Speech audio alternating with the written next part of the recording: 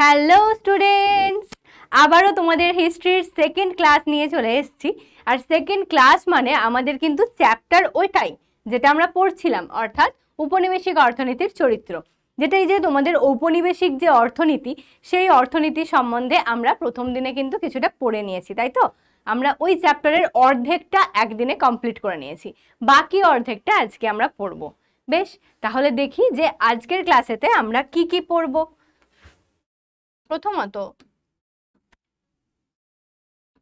আমরা আজকে যেটা পড়বো শিল্প বাণিজ্য শুল্ক, অর্থাৎ ইন্ডাস্ট্রি, কমার্স অ্যান্ড রেভিনিউ। মানে কি?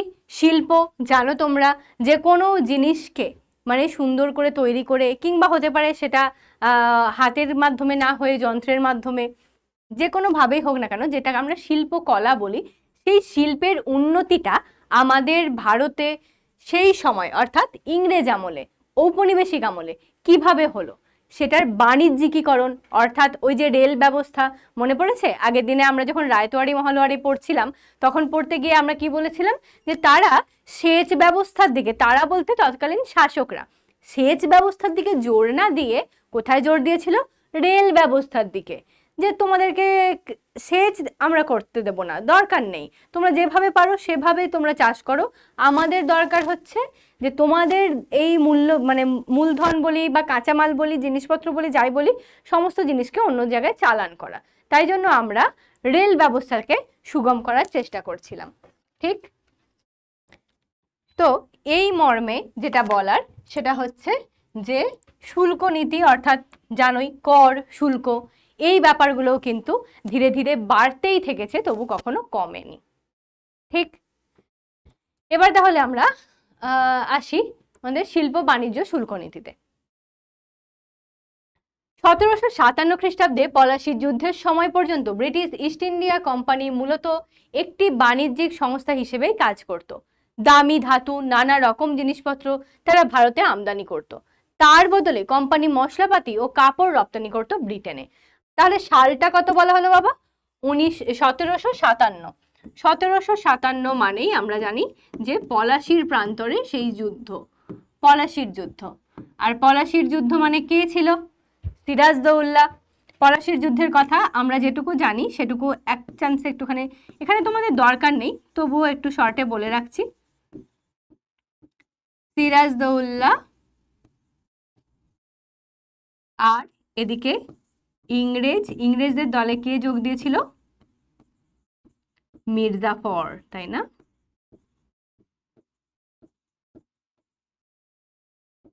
মির্জাফরের বিশ্বাসঘাতকতায় সিরাজদৌল্লার পরাজয় এবং পলাশির প্রান্তরে ইংরেজদের জয় ঘোষণা। আর ইংরেজরা যখনই জয় ঘোষণা করে নিল, আর কি ভাববে বাংলার মানুষের কথা? তারপরে কি ভাববে? তারা ভাববে তাদের সুবিধার কথা। তাই জন্য তারা কি করতে লাগলো? দামি ধাতু, নানা রকম জিনিসপত্র ভারতে আমদানি করতে লাগলো। তার বদলে মশলাপাতি, কাপড় চোপড় এগুলো রপ্তানি করতে লাগলো। আমাদের দেশে সবসময়ই কিন্তু এই যে চাষবাস ভালো হয়, তাই জন্য মশলাপাতি, কাপড় চোপড়, এই সমস্ত জিনিস, কাপড়ের বুনন, যেটা আমরা ওই যে স্বদেশী আন্দোলনের ক্ষেত্রে পড়ি গানটা, যে মায়ের দেওয়া মোটা কাপড় মাথায় তুলে নে রে ভাই। তাহলে এই স্বদেশী আন্দোলন পড়তে গিয়ে যে মায়ের দেওয়া মোটা কাপড়ের কথা পড়েছি, অর্থাৎ মোটা বস্ত্র, মোটা সুতির বস্ত্র বা সুতোর যে কাজ, সেটাও যখন আমাদের ভারতবর্ষে প্রচলন হচ্ছে, সেটা কিন্তু রপ্তানি হয়ে যাচ্ছে কোথায়? ব্রিটেনে, ঠিক? শুরু হয়ে গেল তাহলে এই বাণিজ্যের ব্যাপারটা। কিন্তু ব্রিটেনের বস্ত্র উৎপাদকরা কোম্পানির এই রপ্তানিতে খুশি ছিল না। তারা ব্রিটেনের সরকারকে চাপ দিতে থাকে যাতে ব্রিটেনে ভারতীয় দ্রব্য বিক্রি আইন করে বন্ধ করা হয়। সেই মোতাবেক 1720 খ্রিস্টাব্দে আইন করে ব্রিটেনে, কত সালে? 1720 খ্রিস্টাব্দ দাগ দেবে। তার সাথে আইন করে কি করা হচ্ছে? ব্রিটেনে সুতি কাপড় ব্যবহার বন্ধ করে দেওয়া হচ্ছে। ব্রিটেনে সুতি কাপড়ের ব্যবহার বন্ধ করে দেওয়া হচ্ছে। পাশাপাশি অন্যান্য কাপড় আমদানির ওপর চড়া শুল্ক চাপানো হলো। কিন্তু এসব প্রতিরোধের সত্ত্বেও 18 শতকের মাঝামাঝি পর্যন্ত ইউরোপের বাজারে ভারতীয় বস্ত্রের চাহিদা ছিল। তাহলে ভারত থেকে বস্ত্র পাঠানো হচ্ছে। আগের স্লাইডেই আমরা দেখলাম যে মশলাপাতি এবং বস্ত্র ভারত থেকে আমরা পাঠাচ্ছি ব্রিটেনে। কিন্তু কি করা হলো? 1720 খ্রিস্টাব্দ নাগাদ এই বস্ত্র মানে পাঠানোটা বন্ধ করে দেওয়া হলো। বেশ, বন্ধ করে তো দেওয়া হলো। তারপরে তাহলে কি ভারতের এই পাঠানো বস্ত্রের দাম বা কদরটা আস্তে আস্তে কমে গেল ম্যাম? না বাবু, তারপরেও কি বলছে 18 শতকের মাঝামাঝি, এইসবের সত্ত্বেও 18 শতকের মাঝামাঝি পর্যন্ত ইউরোপের বাজারে ভারতীয় বস্ত্রের কিন্তু চাহিদা ছিল না এমন নয়। ইউরোপের বাজার তাদের এই ওয়ার্ড্রবে সুন্দর সুন্দর বস্ত্র সাজানো, সেই সমস্ত কিছু যাচ্ছে কোথা থেকে? ভারত থেকে। এটা একটা কার্টুনের মাধ্যমে একটু বোঝানোর চেষ্টা করেছি, আশা করছি ভালো লাগবে। 18 শতকের মাঝামাঝি থেকে ইংল্যান্ডে কাপড় শিল্পে নতুন নতুন প্রযুক্তি প্রয়োগ করে উৎপাদন বাড়ানো ও দ্রব্যের মান ভালো করা হতে থাকে। অন্যদিকে 1757 খ্রিস্টাব্দে পলাশির যুদ্ধের পর ভারতের ব্যবসা বাণিজ্যকে নিয়ন্ত্রণ করার জায়গায় চলে যেতে থাকে ব্রিটিশ ইস্ট ইন্ডিয়া কোম্পানি। অবশ্যই এখানটা দেখে নাও যে ব্যবসা বাণিজ্য, ভারতের ব্যবসা বাণিজ্য কেমন হবে সেটা কারা নির্ণয় করবে? নির্ণয় করা উচিত ভারতীয়দের। ভারতেরই হয়তো যারা ব্যবসায়িক সমিতি যদি কোনো থাকে, কিংবা ধরো যারা একটু বড় জমিদার টাইপের লোকজন, তারা ঠিক করবে যে কিভাবে কোন শিল্প উৎপাদন হবে, কোন জিনিস রপ্তানি হবে, আমদানি হবে ইত্যাদি। কিন্তু না, তখন শাসন চলছে ইংরেজদের, তাই ভারতীয় লোকেরা নয়, সমস্ত দায়িত্বটা চলে গেল ইস্ট ইন্ডিয়া কোম্পানির হাতে। তাই জন্য ইস্ট ইন্ডিয়া কোম্পানি কি করলো? সমস্ত দায়ভারটা নিয়ে নিল। বাংলার রাজস্বের অর্থ খরচ করে কোম্পানি ভারতীয় দ্রব্য রপ্তানি করত। তার পাশাপাশি রাজনৈতিক ক্ষমতার অপব্যবহার করে দেশীয় বাণিজ্যের শুল্ক নীতি নির্ধারণ করতে শুরু করে ব্রিটিশ কোম্পানি। বাংলার তাঁতিদের সস্তায় দ্রব্য বিক্রি করতে বা কোম্পানির বেঁধে দেওয়া দাম মেনে নিতে বাধ্য করা হতো। কি করছে? বাংলার যেসব তাঁতিরা, তাঁতি মানে কি? যারা তাঁত বোনে, তাঁতের কাপড় জানো নিশ্চয়ই, যে মায়েরা তাঁতের কাপড় টাপড় পরেন, বা হয়তো কোনো জায়গায় কোনো উপহার স্বরূপ আমরা কাউকে দিয়ে থাকি তাঁতের কাপড়। তো এই যে আমরা জানি যে তাঁত মানে শান্তিপুরি তাঁত, ধনেখালি তাঁত, এই কথাগুলো আমরা শুনেছি। তো এখন আমরা এই নামগুলো পাই, শান্তিপুর, ধনেখালি, এগুলো কিন্তু এখনো আমরা পাই।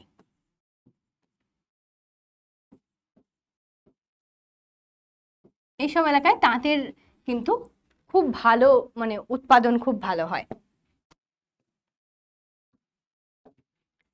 সেগুলো তাদেরকে কি বলা হচ্ছে? যে তোমরা যারা তাঁতি, তারা তোমাদের জিনিসগুলোকে খুব সস্তায় বিক্রি করে দাও, অল্প দামেতে, যতটা কমে দেওয়া যায় তত কমে তাদের কাছ থেকে নিয়ে নেওয়া হচ্ছে। এবার সেটা তো মুশকিল।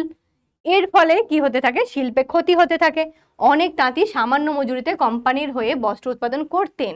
ভারতীয় অন্যান্য প্রতিদ্বন্দ্বী বিদেশি বণিকদের ভারতের বাজার থেকে হটিয়ে দিয়েছিল ব্রিটিশ কোম্পানি। কি করছে তাহলে? ভারতীয় ও অন্যান্য প্রতিদ্বন্দ্বী বিদেশি বণিক যারা, সেই সমস্ত বিদেশি বণিকদেরকে হটিয়ে দিচ্ছে কোম্পানি, আর এই তাঁতিদেরকে স্বল্প মূল্যে কাপড় তৈরি করতে এবং বিক্রি করতে বাধ্য করছে। বেশ, এই হয়ে গেল আমাদের আপাতত এখানকার কথাবার্তা। তাছাড়া বাংলার হস্তশিল্পীদের, এবার আসছে তাহলে তাঁতিদের কথা হয়ে গেল। তাঁতিরাও এক প্রকার হস্তশিল্পী আমরা কিন্তু বলতেই পারি। তারা তাদের হাতের দ্বারা এবং যন্ত্রের দ্বারা তারা এই তাঁতটাকে বুনে থাকেন। তাঁতের যদি কোনো ছবি দেখে থাকো তাহলে জানবে। তো হ্যাঁ, পুরোপুরি হস্তশিল্প নয়, এটা অবশ্যই যন্ত্র দ্বারা চালিত। আর হস্তশিল্প বলতে যেগুলো পুরোপুরি হাতের দ্বারা আমরা তৈরি করে থাকি, তাই তো, সেগুলো হস্তশিল্প বলি। যেমন আমাদের এখনো গ্রাম বাংলায় কি হয়? হস্তশিল্প মেলা হয়। শুধু গ্রাম বাংলায় কেন, আমাদের শহর কলকাতায় হস্তশিল্প মেলা হয় না? বিভিন্ন জায়গা থেকে বিভিন্ন মানুষ যারা হাতের তৈরি সুন্দর সুন্দর জিনিস তৈরি করে নিয়ে আসেন, কেউ বেতের ঝুড়ি, কেউ কাঠের পুতুল ইত্যাদি ইত্যাদি, তাই তো। তাহলে হস্তশিল্পীদের তৈরি জিনিস যাতে বেশি দামে কেনা না হয় তার জন্যও নজরদারি রাখতো ব্রিটিশ কোম্পানি। বাপরে, দেখো, যাতে বেশি দামে কেনা না হয় সেটার দিকেও নজর রাখা হতো। তার মানে এই যে হস্তশিল্পীরা যে তৈরি করছে হস্তশিল্প, ধরো আমি বললাম যে কাঠের পুতুল কিংবা যেমন বেতের ঝুড়ি,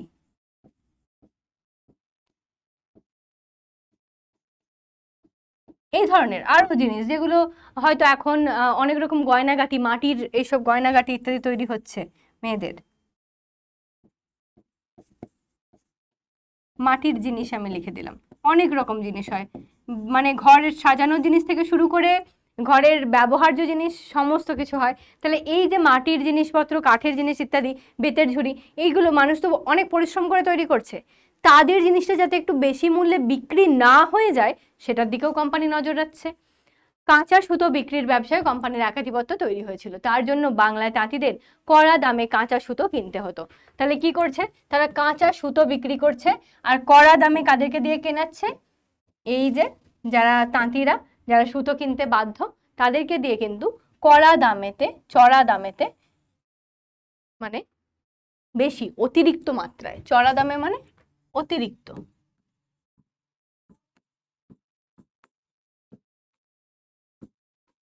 অতিরিক্ত দামেতে তাদেরকে দিয়ে এগুলো কেনানো হচ্ছে।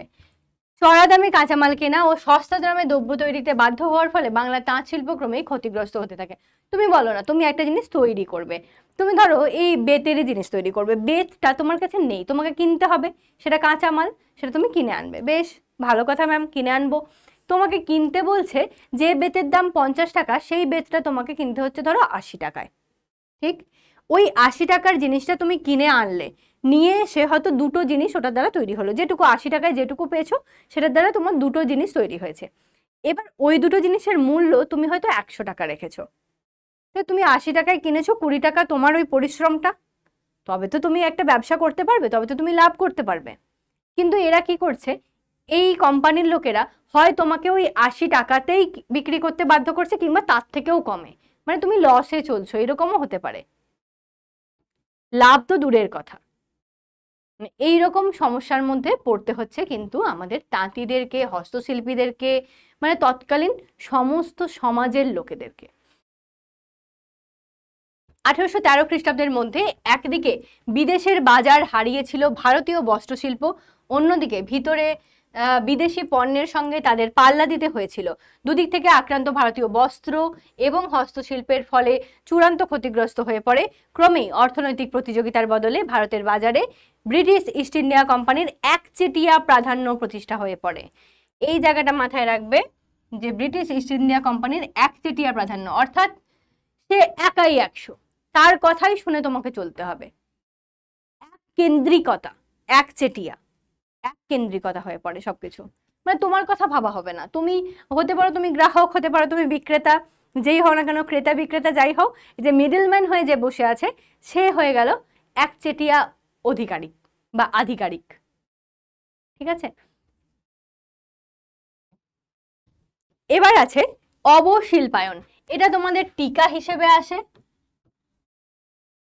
বা অবশিল্পায়ন বলতে কি বোঝো, কোয়েশ্চেন আসে।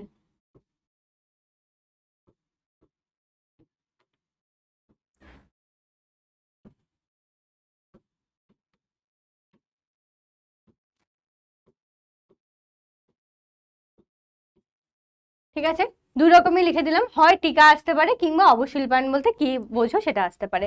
তাহলে অবশিল্পায়ন জিনিসটা আমরা দেখে নিই, এটা থেকে আমরা কিন্তু শর্ট করেও লিখতে পারি, যদি মনে হয় যে পুরোটা একটু বড় হয়ে যাচ্ছে আমরা কমিয়ে নিতে পারি বিষয়টাকে ঠিক রেখে। কিরকম দেখা যাক। 1813 খ্রিস্টাব্দে ব্রিটিশ ইস্ট ইন্ডিয়া কোম্পানির হাত থেকে ভারতের বাজারে একচেটিয়া অধিকার চলে যায়। তাহলে বলছি যে 1813 সাল, তখন কত সাল বাবা, 1813 সাল। এই 1813 সালেতে ব্রিটিশ ইস্ট ইন্ডিয়া কোম্পানির হাত থেকে ভারতের বাজারের একচেটিয়া অধিকার চলে গেল। কি করে? ইস্ট ইন্ডিয়া কোম্পানির হাতে যে ক্ষমতাটা ছিল সেটা এক প্রকার চলে যাচ্ছে। কিভাবে? সেই সময় থেকে ধীরে ধীরে বিভিন্ন ব্রিটিশ পণ্য ভারতে আমদানি করা হতে থাকে, তার ফলে নানা রকম বৈষম্যমূলক প্রতিযোগিতার মুখোমুখি হয়ে ভারতের দেশীয় শিল্পগুলি ক্রমে ধ্বংস হতে থাকে। তার মানে কি হচ্ছে, বিভিন্ন ব্রিটিশ পণ্য অর্থাৎ বিদেশি দ্রব্য আসছে, ভারতের জিনিসপত্র আস্তে আস্তে কি করছে, তার যে মানটা ছিল সেটাকে আস্তে আস্তে হারাচ্ছে। কারণ বাংলার লোক, ভারতের লোক যেভাবে যতটা কি বলবো কোয়ালিটির মেটেরিয়াল দিয়ে তৈরি করছে জিনিসটা, সেটা হয়তো বিদেশের বাজার থেকে তার থেকেও বেটার কোয়ালিটির জিনিস আসছে বা দেখতে সুন্দর এরকম আসছে, তাহলে স্বাভাবিকভাবেই এদের মানটা কমতে শুরু করে। ভারতীয় শিল্পের অবলুপ্তির ওই প্রক্রিয়াকে, এই যে ভারতীয় শিল্পের অবলুপ্তির এই প্রক্রিয়াকে অবশিল্পায়ন বলা হয়। অর্থাৎ কি, তাহলে আমরা এখান থেকে এটুকু বলতে পারি, সেই সময় থেকে এই অংশটা অবশ্যই মনে রাখতে হবে যে ধীরে ধীরে ব্রিটিশ পণ্য ভারতে আমদানি করা এবং তার ফলে নানা বৈষম্যমূলক প্রতিযোগিতা, বিভিন্ন রকম প্রতিযোগিতার মুখোমুখি পড়তে হয় মানুষকে। সেই প্রতিযোগিতার মুখোমুখি পড়ে ভারতীয় শিল্পগুলি কি হয়, আস্তে আস্তে ক্রমে ক্রমে যেন ধ্বংসের পথে এগিয়ে যায়। আর ধ্বংসের পথে এগিয়ে যাওয়া মানেই অবশিল্পায়ন। শিল্পায়নটা কি হচ্ছে, অব মানে পিছিয়ে পড়ছে, ক্ষতিগ্রস্ত হচ্ছে। ঠিক, ব্রিটেনে তৈরি কাপড়ের সঙ্গে পাল্লা দিতে না পেরে ভারতীয় সুতিবস্ত্র শিল্প ক্রমে ধ্বংস হয়ে গিয়েছিল। ওই শিল্পে নিযুক্ত বিভিন্ন ধরনের মানুষ তার ফলে জীবিকাহীন হয়ে পড়েন। তাহলে যখনই সুতিবস্ত্র শিল্প ক্রমে ক্রমে ধ্বংস হয়ে যাচ্ছে, এইটা যারা যারা করছিল, যদি একটা শিল্প ধ্বংস হয় তার পিছনের মানুষগুলো জীবিকাহীন হয়ে পড়বেই। ধরো কথার কথা বলছি যে আমি একটা কারখানাতে কাজ করি, সেই কারখানাতে যদি একটা আগুন লেগে যায় বা ধরো কোনো কারণে কারখানাটা নষ্ট হয়ে গেল বা কারখানার মালিক সেখান থেকে কারখানাটাকে উঠিয়ে নিল, তাহলে কি হবে, যে এই যে কারখানাতে যতগুলো লোক এখানে কাজ করতো তারা সবাই জীবিকাহীন হয়ে পড়বে। ঠিক তো? বা ধরো একটা স্কুল, কোনো একটা গ্রামের প্রত্যন্ত জায়গায় একটা স্কুল ছিল, সেই স্কুলটা কোনো কারণে উঠে গেছে, হতে পারে কোনো কারণে উঠে গেল। এবার সেই যে স্কুলটা ধীরে ধীরে বন্ধ হয়ে গেল, তাহলে সেই স্কুলে কর্মরত যেসব শিক্ষক শিক্ষিকারা ছিলেন, তাহলে তারা কোথায় যান, তাদের জীবিকা হারাতে হবে। ঠিক তো? এইরকমই ব্যাপার হচ্ছে এখানে।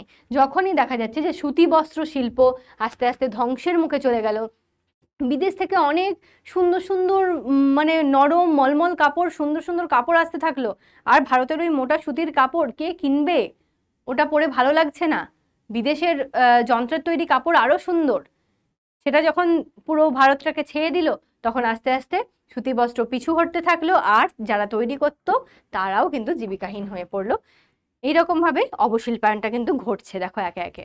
বিপুল সংখ্যক কর্মচ্যুত শিল্প শ্রমিক কারিগররা জীবিকার জন্য কৃষিকাজে যুক্ত হতে চেয়েছিলেন, তার ফলে কৃষি অর্থনীতির ওপরেও বাড়তি চাপ পড়ে। তাহলে কি হলো, তারা তো অন্যান্য কাজ হারিয়ে ফেলেছে, এবার তাহলে যাবে কোথায়, করবে কি, তখন তারা আবার কৃষিকাজে ফিরে এলো। ঠিক আছে, এবার এই কৃষিকাজে ফিরে আসার ফলে কি হচ্ছে, যে কৃষির ওপর একটা বাড়তি চাপ পড়ছে। ধরো একটা কৃষিকাজ করার জন্য যেটুকু এরিয়া আছে, এই এরিয়ায় এই সমস্ত কাজ করার জন্য আমার লাগবে 50টা কৃষক, সেখানে হয়ে গেছে 70টা কৃষক। তারা চেষ্টা করছে আরো বেশি করে ফসল ফলাতে, আরো বেশি করে রপ্তানি করতে জিনিস বা ইত্যাদি। তাহলে কি হবে, অ্যাকচুয়ালি তো চাপ পড়ছে, যতটুকু হওয়ার তার থেকে বেশি প্রেসারাইজ করা হচ্ছে জিনিসটাকে। 19বিংশ শতকের দ্বিতীয়ার্ধে যোগাযোগ ব্যবস্থার উন্নতির ফলে বিদেশি পণ্যে আরো বেশি করে ভারতের বাজারগুলি ছেয়ে গিয়েছিল। তাহলে এই সময় বিদেশি পণ্যে আরো বেশি করে ছেয়ে যেতে থাকে 19বিংশ শতকের দ্বিতীয়ার্ধ। 19বিংশ শতকের দ্বিতীয়ার্ধ মানে কি, 1850-এর পর।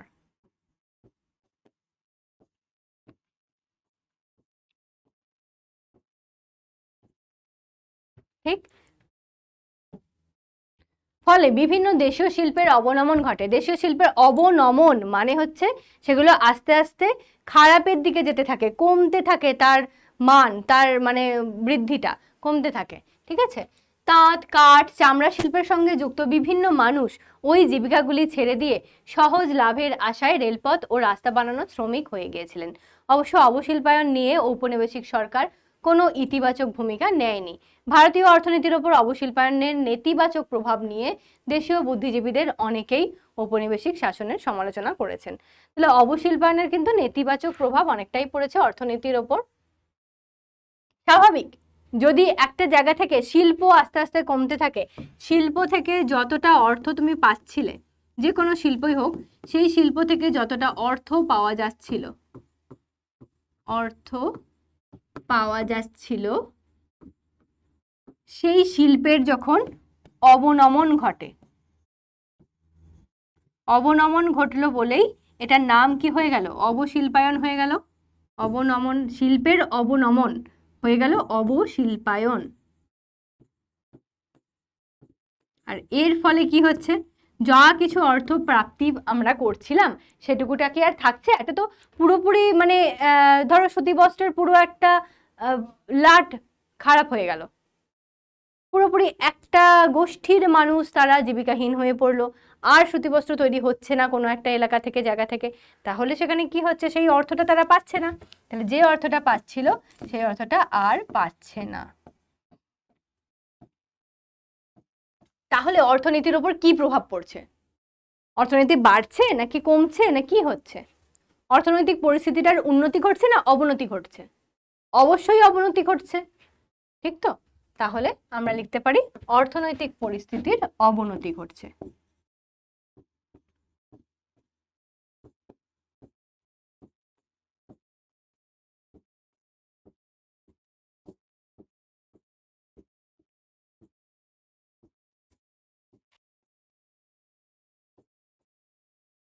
বেশ, তাহলে অবশিল্পায়ন আমাদের কোনো ভালো কাজেই লাগলো না। প্রথমত তাহলে আমরা কি পেলাম?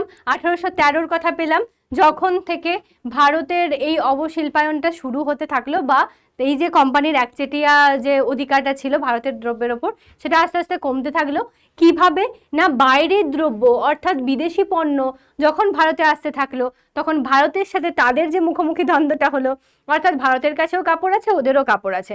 ভারত বলছে যে আমার মোটা মোটা সুতির কাপড়, আর বলছে আমার ফ্যান্সি সুন্দর রঙিন কাপড়। তাহলে কি করবে?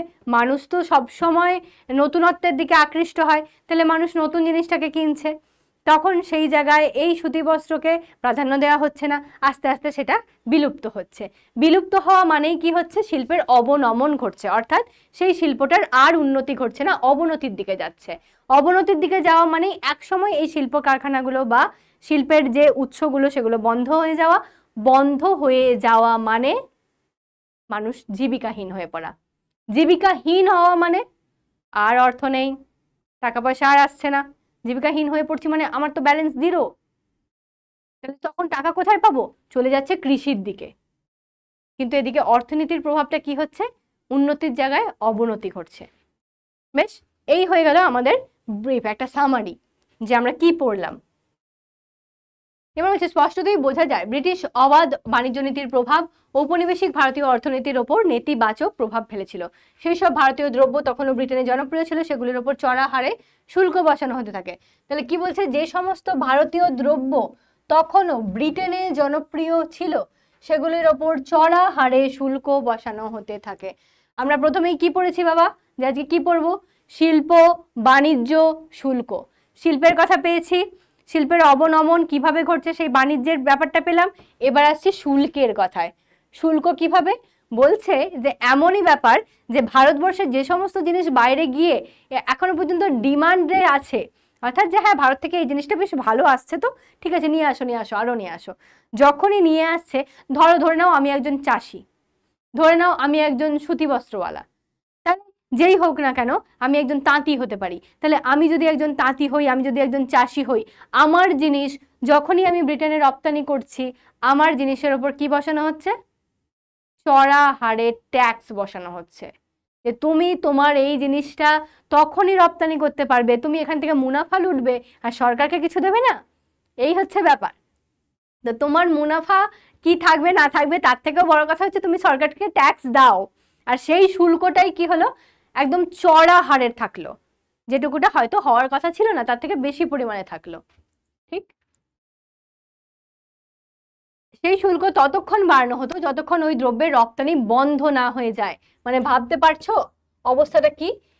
এসবের ফলেই ক্রমে দ্রব্য রপ্তানির বদলে কাঁচা মাল রপ্তানি শুরু হতে থাকে। তাহলে এতদিন আমরা দ্রব্য রপ্তানি করছিলাম, এবার এই দ্রব্য রপ্তানি বন্ধ হয়ে গেল, কারণ তার উপর এত পরিমাণে শুল্ক চাপানো হচ্ছে যে মানুষ আর পারছে না সেই জিনিসটা রপ্তানি করা বন্ধ করে দিতে হচ্ছে। এবার তারা কি করছে? যে কাঁচা মাল সরবরাহ করার কথা ভাবছে, যে ঠিক আছে কাঁচা মাল সরবরাহ করব। তার ফলেই ভারতে এবার কি শুরু হলো? সেই যেটা আগের দিনে আমরা পড়েছিলাম, নীল বিদ্রোহ পড়েছি না? সেই নীল চাষ, সেই চা বাগান, অর্থাৎ আমরা বাগিচা কৃষির সম্বন্ধে যেটা জানছিলাম, আসামের চা বাগান বা দার্জিলিং এর কথা, এই যে এই সমস্ত এলাকায় যে চায়ের শিল্পটা এত বিস্তার লাভ করলো, অথবা এই যে ভারতের নীল চাষ, নীল বিদ্রোহীরা যে নীল চাষ করতে বাধ্য হচ্ছিল, সেই সমস্ত জিনিসগুলো কিন্তু কাঁচা মাল হিসেবে এবার কদর পেতে থাকলো ব্রিটিশদের কাছে। ঠিক, এবার কি বলা হচ্ছে? কাঁচামাল রপ্তানির ক্ষেত্রে কাঁচা সুতো, ছিল অন্যতম প্রধান। সেই সুতো তৈরির কাপড় ব্রিটিশরা ভারতের বাজারে আমদানি করত। তাহলে কাঁচা সুতোটা তারা নিয়ে যাচ্ছে, এবার সেখান থেকে কি করছে, কাপড় তৈরি করে ব্রিটিশরা ভারতের বাজারে আমদানি করছে। 1813 খ্রিস্টাব্দের পর থেকে ব্রিটেনের শিল্প চাহিদার কথা মাথায় রেখে ভারতের ঔপনিবেশিক প্রশাসনের শিল্প নীতি নির্ধারিত হতে থাকে। উপনিবেশ হিসেবে ভারতবর্ষ ক্রমেই কাঁচা মালের রফতানি ও ব্রিটেনে তৈরি দ্রব্যের আমদানির বাজারের পরিণত হতে থাকে। তাহলে কি, ভারতবর্ষ ক্রমে কি হতে থাকে, কাঁচা মাল রফতানি আর ব্রিটেন তৈরি দ্রব্যের আমদানির বাজার। আমরা কাঁচা মাল রপ্তানি করব আর ব্রিটেনে যা কিছু জিনিস তৈরি হচ্ছে সেটাকে আমদানি করব, সেটাকে নিয়ে আসব। এইরকম একটা বাজারে পরিণত হতে থাকলো ভারতবর্ষ। যোগাযোগ ব্যবস্থার উন্নতি ভারতীয় বাজারকে বিস্তৃত করে ব্রিটিশ পণ্য চলাচল সুগম করে তুলেছিল। বিশেষত রেলপথ ব্যবস্থার প্রসার ঘটার সঙ্গে সঙ্গে গ্রামীণ কারিগরি শিল্পের হাল খারাপ হতে থাকে। বিচ্ছিন্ন গ্রামগুলির ভিতরে গ্রামীণ হস্তশিল্পের চাহিদা ছিল, কিন্তু রেলপথের মাধ্যমে গ্রামগুলি পরপর সংলগ্ন হয়ে পড়ার ফলে গ্রামের স্থানীয় বাজারেও ব্রিটিশ দ্রব্যের অনুপ্রবেশ ঘটে। তাহলে কি হলো, সেই রেলপথ ব্যবস্থা যতদিন ছিল না ততদিন ভালো ছিল, কিন্তু যেই রেলপথ ব্যবস্থা চালু হলো, এই রেলপথের ফলে কি হলো, যে সমস্ত গ্রামে গঞ্জের মানুষ যেতে পারতো না, সেখান থেকে বিদেশি দ্রব্য নিয়ে আসতে পারতো না, সেখানেও আজকাল বিদেশি দ্রব্য পৌঁছে গেল এবং এই আমাদের দেশীয় জিনিসপত্রের কদর কমতে থাকলো। ফলে বাজারের প্রতিযোগিতায় গ্রামীণ পণ্যদ্রব্যগুলি পিছু হটতে থাকে। অবশ্যই গ্রামীণ পণ্যদ্রব্য যেগুলো সেগুলো পিছু হটতে থাকবে। ধরো আমি একটা জিনিস বলি, আমরা হয়তো ধরে নাও যে বাঁশের যে কঞ্চিগুলো হয় না, বাঁশের কঞ্চি দিয়ে আমরা ধরো একটা পেঠে তৈরি করব, মানে পেঠে বলতে কি বলবো, একটা চুবড়ি টাইপের, অনেক জায়গায় পেঠে বলে, চুবড়ি বলে, ছোট ঝুড়ি মোট কথা। সেই জিনিসটা আমরা বিভিন্ন জায়গায় বিভিন্ন নামে চিনি, তাই জন্য বললাম। তো একটা ছোট ঝুড়ি মতো তৈরি করব। সেই ঝুড়িটা তৈরি করতে কি করতে হবে, এখন তোমাকে একটা বাঁশ কাটতে হবে, বাঁশটাকে সরু করে চাঁচতে হবে, চেঁচে সেটাকে ঝুড়ি বানাতে হবে। বানিয়ে এইটুকু ঝুড়িটার দাম কত হবে, 50 টাকা। কারণ তার পিছনে পরিশ্রমটাও সেটা আছে, এটা তো ভাবতে হবে। কিন্তু ধরো আমি ক্রেতা, আমি কিনতে যাচ্ছি একটা জায়গায়, এবার আমি দেখলাম যে একটা বাঁশের তৈরি চুবড়ি আছে, বা দেখতে বেশ ভালো লাগছে, জিজ্ঞেস করলাম দাদা কত, বললো 50 টাকা। পাশের দোকানে দেখলাম প্লাস্টিকের চুবড়ি আছে, ওরকম টাইপেরই দেখতে একটা চুবড়ি বানিয়েছে, কিন্তু প্লাস্টিকের, ওটা দাদা কত দাম, 20 টাকা। ওরে বাবা, 20 টাকা আর 50 টাকা, ও 50 টাকার জিনিসও যতদিন চলবে, এখানে তো আমি দুটো পেয়ে যাব, ঠিক তো? তাহলে আমরা কোথায় যাব, আমরা কিন্তু ওই প্লাস্টিকের জিনিসটার দিকে যাব। আমরা একবারও ভাববো না যে এটা আমাদের দেশের তৈরি, দেশের মানুষের তৈরি, বা এই যে কাঁচামালটা যেটা দিয়ে তৈরি হচ্ছে, যে বাঁশের জিনিস, এটা নষ্ট হলেও কিছু যায় আসে না, প্রকৃতির কোনো ক্ষতি হবে না। কিন্তু প্লাস্টিকটা নষ্ট হলে, যখন এই চুবড়িটা ভেঙে চুরে যাবে, তখন আমরা যে বাইরে ফেলবো, সেই প্লাস্টিক থেকে দূষণ হবে, ক্ষতি হবে আমাদেরই পরিবেশের। আমরা কি ভাববো সেটা? আমি কি ভাববো? আমি হয়তো ভাববো না। আমি কিন্তু ওই কম দামে বিদেশি পণ্য যেটা সেটাই নেব, আর দেশীয় পণ্যের দিকে যাব না। ঠিক সেই রকমটাই হচ্ছে কিন্তু গ্রামে গঞ্জের বাজারে। যখনই দেখছে বিদেশি জিনিস চলে আসছে, আর কেউ পাত্তা দিচ্ছে না। বেশ, হস্তশিল্প ধ্বংস হওয়ার ফলে অনেকগুলি শহর গ্রামে ক্রমে আগের জৌলুস হারাতে থাকে। তাহলে হস্তশিল্প যখনই ধ্বংস হবে, আগেকার জৌলুসটা হারাতে থাকবে। যেমন ভাবে আমরা একটা দেখেছিলাম, কোনো একটা গ্রামে গেছিলাম ঘুরতে, সেই গ্রামেতে সবাই, মানে বাড়ি বাড়ি সবাই কাঠের জিনিস বানায়, মানে অপূর্ব অসাধারণ কাঠের জিনিস। কারো বাড়ির সামনে দেখছি বড় বড় কাঠের আলমারি, খাট, ডিজাইনার, কত সুন্দর সুন্দর শোকেস এরকম রাখা আছে। কারো বাড়িতে যাচ্ছি কি সুন্দর সুন্দর কাঠের পুতুল বানিয়েছে, বড় বড় স্ট্যাচু বানিয়েছে কাঠের, মানে অপূর্ব। তাহলে তাদের বাড়িতে গিয়ে, মানে এই সমস্ত গ্রামেতে গিয়ে আমরা দেখতে পাচ্ছি যে এই বিষয়গুলো কত সুন্দর। কিন্তু কি হচ্ছে, যখনই এই গ্রামেতে এই বাইরের জিনিসের প্রবেশ ঘটবে আর আস্তে আস্তে এগুলো খেয়ে নেবে, তখন কি হবে? এই যে হস্তশিল্প, তারা যে বাড়িতে বসে নিজে নিজে ওই জিনিসগুলো বানাচ্ছে কাঠ দিয়ে, তাদের এই হস্তশিল্পের একটা যে সুন্দর মাধুর্য আছে, তাদের ওই এলাকাটার একটা জৌলুস আছে, সেটা আস্তে আস্তে হারাবে তারা। মুর্শিদাবাদ, ঢাকা, সুরাট প্রভৃতি শহরগুলি ক্রমে দুর্বল হয়ে পড়েছিল। সামগ্রিকভাবে শহরের জনসংখ্যা কমেছিল 19 শতকের শেষ দিকে। পাশাপাশি কাজ হারানো শিল্পী কারিগরেরা চাষের কাজে নিযুক্ত হয়েছিল। অবশ্যই এটা আগেও বলেছি, কাজ হারানো শিল্পী আর কারিগরেরা কোথায় যাবে? শেষমেশ চাষের কাজে নিযুক্ত হবে। তাতে কৃষির ওপর চাপ বাড়ে, সেই চাপ সামলাবার মতো সামর্থ্য কৃষির ছিল না। ফলে ভারতে কৃষি ও শিল্পের অর্থনৈতিক সামঞ্জস্য নষ্ট হয়ে পড়ে।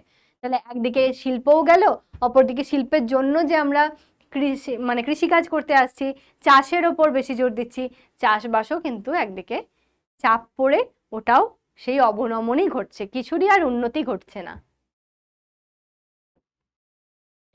এবার একটা পয়েন্ট আছে তোমাদের, এটাও একটা টিকা টাইপের টুকরো কথা যেমন তোমাদের আছে সম্ভবত, এটা যে ব্রিটিশ সাম্রাজ্যের রত্ন। ব্রিটিশ সাম্রাজ্যের রত্ন বলে কি পরিচিত? কোন জিনিসটাকে আমরা রত্ন বলে চিনি? সেটা হচ্ছে ব্রিটিশ সাম্রাজ্যের রত্ন। 18 শতকের শেষ দিকে পরবর্তী 1.5 শতকে ঔপনিবেশিক ব্রিটিশ প্রশাসন ভারতের অর্থনীতিকে ব্রিটিশ সাম্রাজ্যের স্বার্থে পরিচালিত করতে উদ্যোগী হয়েছিল। 1857 খ্রিস্টাব্দের বিদ্রোহের পর, 1857 খ্রিস্টাব্দ মানে মহাবিদ্রোহ, তাই তো? সেই বিদ্রোহের পরে বলা হয় ভারতের ব্রিটিশ শাসন ব্যবস্থার যাবতীয় খরচ ভারত থেকেই আদায় করা হবে। তার মানে কি, ব্রিটিশ শাসন ব্যবস্থার যাবতীয় খরচ, যা কিছু খরচ হবে ভারতের কাছ থেকে আদায় করবে ওরা। কত বদমাস। তবে ব্রিটিশ সাম্রাজ্যের প্রয়োজনে যথেচ্ছভাবে ভারতীয় সম্পদ ব্যবহার করা যাবে। ভারতের বাজার ব্রিটিশ পণ্যের জন্য উন্মুক্ত। ভারতের বাজার কি? ব্রিটিশ পণ্যের জন্য উন্মুক্ত হয়। 1914 খ্রিস্টাব্দ নাগাদ ব্রিটেনের ল্যাঙ্কাশায়ারে তৈরি সুতির কাপড়ের 85% ভারতে বিক্রি হতো। তাহলে দেখো কোথায়, এটা কিন্তু ব্রিটেনে। হ্যাঁ, 1914 সাল ব্রিটেনের ল্যাঙ্কাশায়ারে তৈরি সুতির কাপড়, সেই সুতির কাপড়ের প্রায় 85% ভারতে বিক্রি হচ্ছে। ভারতীয় রেলের ব্যবহৃত লোহা ইস্পাতের 17% আসতো ব্রিটেন থেকে। অর্থাৎ উপনিবেশ হিসেবে ভারতীয় শিল্প বাণিজ্যের অভিমুখ শাসক ব্রিটেনের স্বার্থেই পরিচালিত হতো।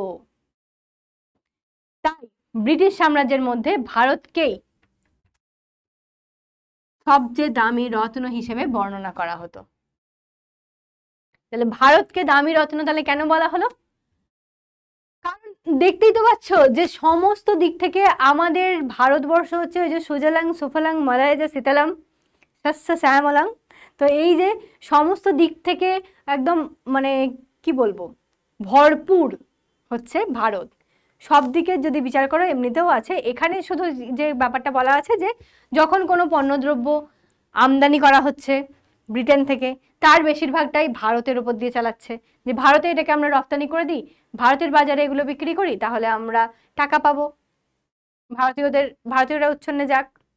সেরকম ভাবে রেলের ক্ষেত্রেও এই যে যা কিছু লোহা ইস্পাত, এটার কি বলছে প্রায় 17% ব্রিটেন থেকে নিয়ে চলে আসছে এই যে ভারতের রেলপথ ব্যবস্থার উন্নতির জন্য। তাহলে সব দিক থেকেই ভারতের বাজারটাকে তারা ধরে রাখতে চাইছে, তাই ভারতকেই তারা রত্ন হিসেবে পরিগণিত করছে। 19 শতকের দ্বিতীয় ভাগে ভারতের বেশ কিছু যন্ত্র নির্ভর শিল্প তৈরি হতে থাকে। 1850-এর দশকে সুতির কাপড়, পাট ও কয়লা শিল্প তৈরি হয়েছিল। 1853 খ্রিস্টাব্দের মুম্বাইতে প্রথম সুতির কাপড় তৈরির কারখানা চালু হয়। হুগলির ডিসরায় প্রথম পাটের কারখানা চালু হয় 1855 খ্রিস্টাব্দে। এগুলো কিন্তু এক একটা কোয়েশ্চেন হিসেবে তোমাদেরকে মাথায় রাখতে হবে। কি রাখবো? 1850-এর দশকে সুতির কাপড়, পাট আর কয়লা শিল্প। বেশ, এটা 1 নম্বর গেল। 1853 খ্রিস্টাব্দে মুম্বাইতে প্রথম সুতির কাপড় তৈরির কারখানা চালু। হুগলির রিষড়ায়, এই এলাকায় হয়তো অনেকে থাকো বা এই পথ দিয়ে যাতায়াত করো, তাই চিনবে হয়তো রিষড়ায় প্রথম পাটের কারখানা চালু হয় 1855-তে। ধীরে ধীরে সুতির কাপড় ও চটকল শিল্পে অনেক লোক কর্মী হিসেবে নিযুক্ত হতে থাকে। 20 শতকের গোড়ায় চামড়া, চিনি, লৌহ ইস্পাত ও বিভিন্ন খনিজ শিল্প গড়ে উঠতে থাকে। 20 শতকের গোড়ার দিকে চামড়া, চিনি, লৌহ ইস্পাত আর খনিজ শিল্প এগুলো গড়ে উঠতে থাকে। এইসব শিল্পগুলিতে বেশিরভাগ ব্রিটিশ মূলধন বিনিয়োগ হতো। সস্তার শ্রমিক ও কাঁচামাল এবং চড়া হারে মুনাফা ব্রিটিশ বিনিয়োগকারীদের আকর্ষণ করে। ভারত ও আশেপাশের দেশগুলিতে উৎপন্ন দ্রব্য বিক্রির বাজারও ছিল। তাছাড়া ঔপনিবেশিক সরকারও ওই শিল্পগুলিকে নানাভাবে সহযোগিতা করেছিল। তবে ভারতীয় শিল্পোদ্যোগীরা সেই সহযোগিতা পাননি। কেবল সুতির কাপড় তৈরির শিল্পে অনেক ভারতীয় বিনিয়োগকারী ছিল। তাহলে কি অন্যান্য শিল্পে পায়নি, কেবলমাত্র সুতির কাপড়ের ক্ষেত্রে কিছু কিছু ভারতীয় বিনিয়োগকারী ছিল। ব্যাংক থেকে ধার পাওয়া অথবা ব্যাংকের সুদের হারের ক্ষেত্রে ভারতীয় ব্যবসায়ীদের সঙ্গে বৈষম্যমূলক আচরণ করা হতো। তাহলে ব্যাংক থেকে যখন আমরা ধার নিচ্ছি বা ব্যাংকে কত পার্সেন্ট সুদ দিতে হবে, সেটা ইংরেজদেরকে যে পার্সেন্টেজটা দেওয়া হচ্ছে বা যতটা করা হচ্ছে, ভারতীয়দেরকে হয়তো তার থেকে বেশি হারে সুদ দিতে হচ্ছে। তাদের মধ্যে এই বৈষম্যটা ছিল। তাদের মধ্যে সমতা কখনোই আনার চেষ্টা তারা করেও নি। তারা সবসময়ই চেয়েছে যে ভারতের মানুষকে কিভাবে হেনস্থা করা যায়। তাই জন্য যদি হয় যে একটা লোকের জন্য ব্যাংক সাপোজ 1 লাখ টাকা লোন দিতে পারে, তাকে শোধ করতে হবে হয়তো 1.5 লাখ টাকা, সেটা ধরো ইংরেজদের কাছে। ভারতের লোককে প্রথমত 1 লাখ টাকা লোন দেবই না, কেন দেব তার কৈফিয়ত। আর যদি দিয়েও দিই তাহলে ওই 1.5 লাখ নয়, ফেরত দিতে হবে হয়তো 2 লাখ। ঠিক বুঝতে পারছো ব্যাপারটা?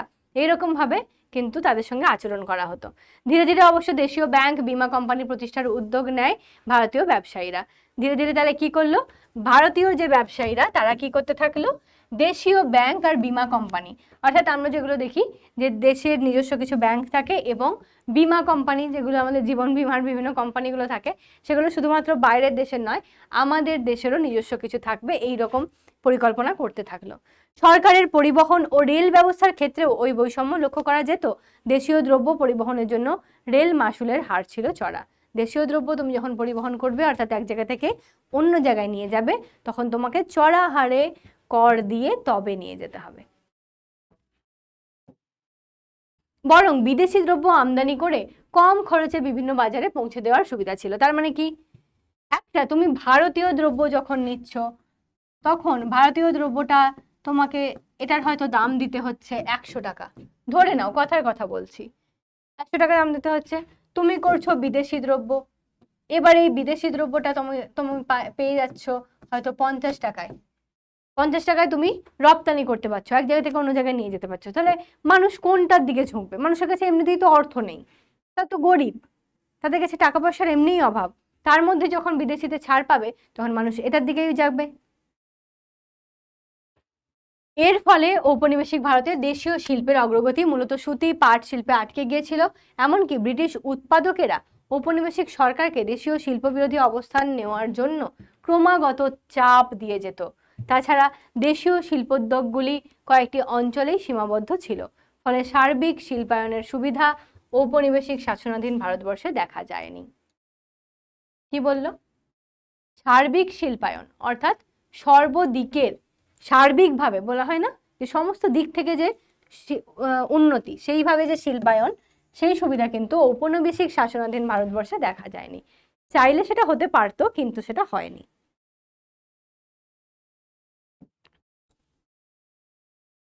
হ্যাঁ, এবার আসছি রেলের ব্যাপারে।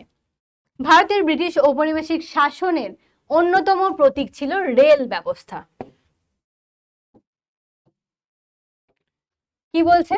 ভারতের ব্রিটিশ ঔপনিবেশিক শাসনের অন্যতম প্রতীক হচ্ছে রেল ব্যবস্থা। এর ফলে ভারতের বিভিন্ন এলাকা একে একে অন্যের সঙ্গে যুক্ত হয়েছিল। তবে রেলপথ বানানোর পদ্ধতি থেকে স্পষ্ট বোঝা যায় যে আদতে ভারতের কোনো উন্নতির জন্য রেলপথের পরিকল্পনা করা হয়নি। তাহলে কি করা হয়েছিল? ঔপনিবেশিক শাসনকে গতিশীল করার জন্য। ঔপনিবেশিক শাসন, যে শাসন ব্যবস্থাটা আমাদের আছে, সেই শাসন ব্যবস্থার গতিশীলতা, অর্থাৎ কি হতে পারে? ধরো রেলপথের যে সুযোগ সুবিধাটা আমরা পাবো, যে দ্রুততার সঙ্গে আমরা যাতায়াত করতে পারবো, তাহলে একটা মানুষ এই এলাকায় বসে অনেকটা আশেপাশের এলাকাকে শাসন করতে পারবে, ঠিক তো? তার নজরে রাখতে পারবে যদি এরকম সুযোগ সুবিধা থাকে। সেই জন্যই বলা হচ্ছে যে তাহলে ঔপনিবেশিক শাসনকে গতিশীল করাই ছিল রেলপথ নির্মাণের প্রধান উদ্দেশ্য। রেলপথ নির্মাণের তাহলে প্রধান উদ্দেশ্য কি ছিল? কোয়েশ্চেন।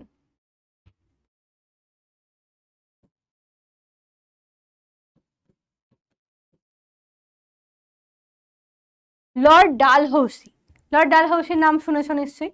লর্ড ডালহৌসি যখন 1853 খ্রিস্টাব্দে রেলপথ নির্মাণ প্রকল্প শুরু করলেন, তারপর থেকেই কিন্তু আমাদের এই রেলের যোগাযোগ ব্যবস্থাটা আস্তে আস্তে উন্নতি লাভ করতে থাকলো। তাহলে কত 1853। লর্ড ডালহৌসি 1853 খ্রিস্টাব্দে রেলপথ নির্মাণের প্রকল্প শুরু করেন।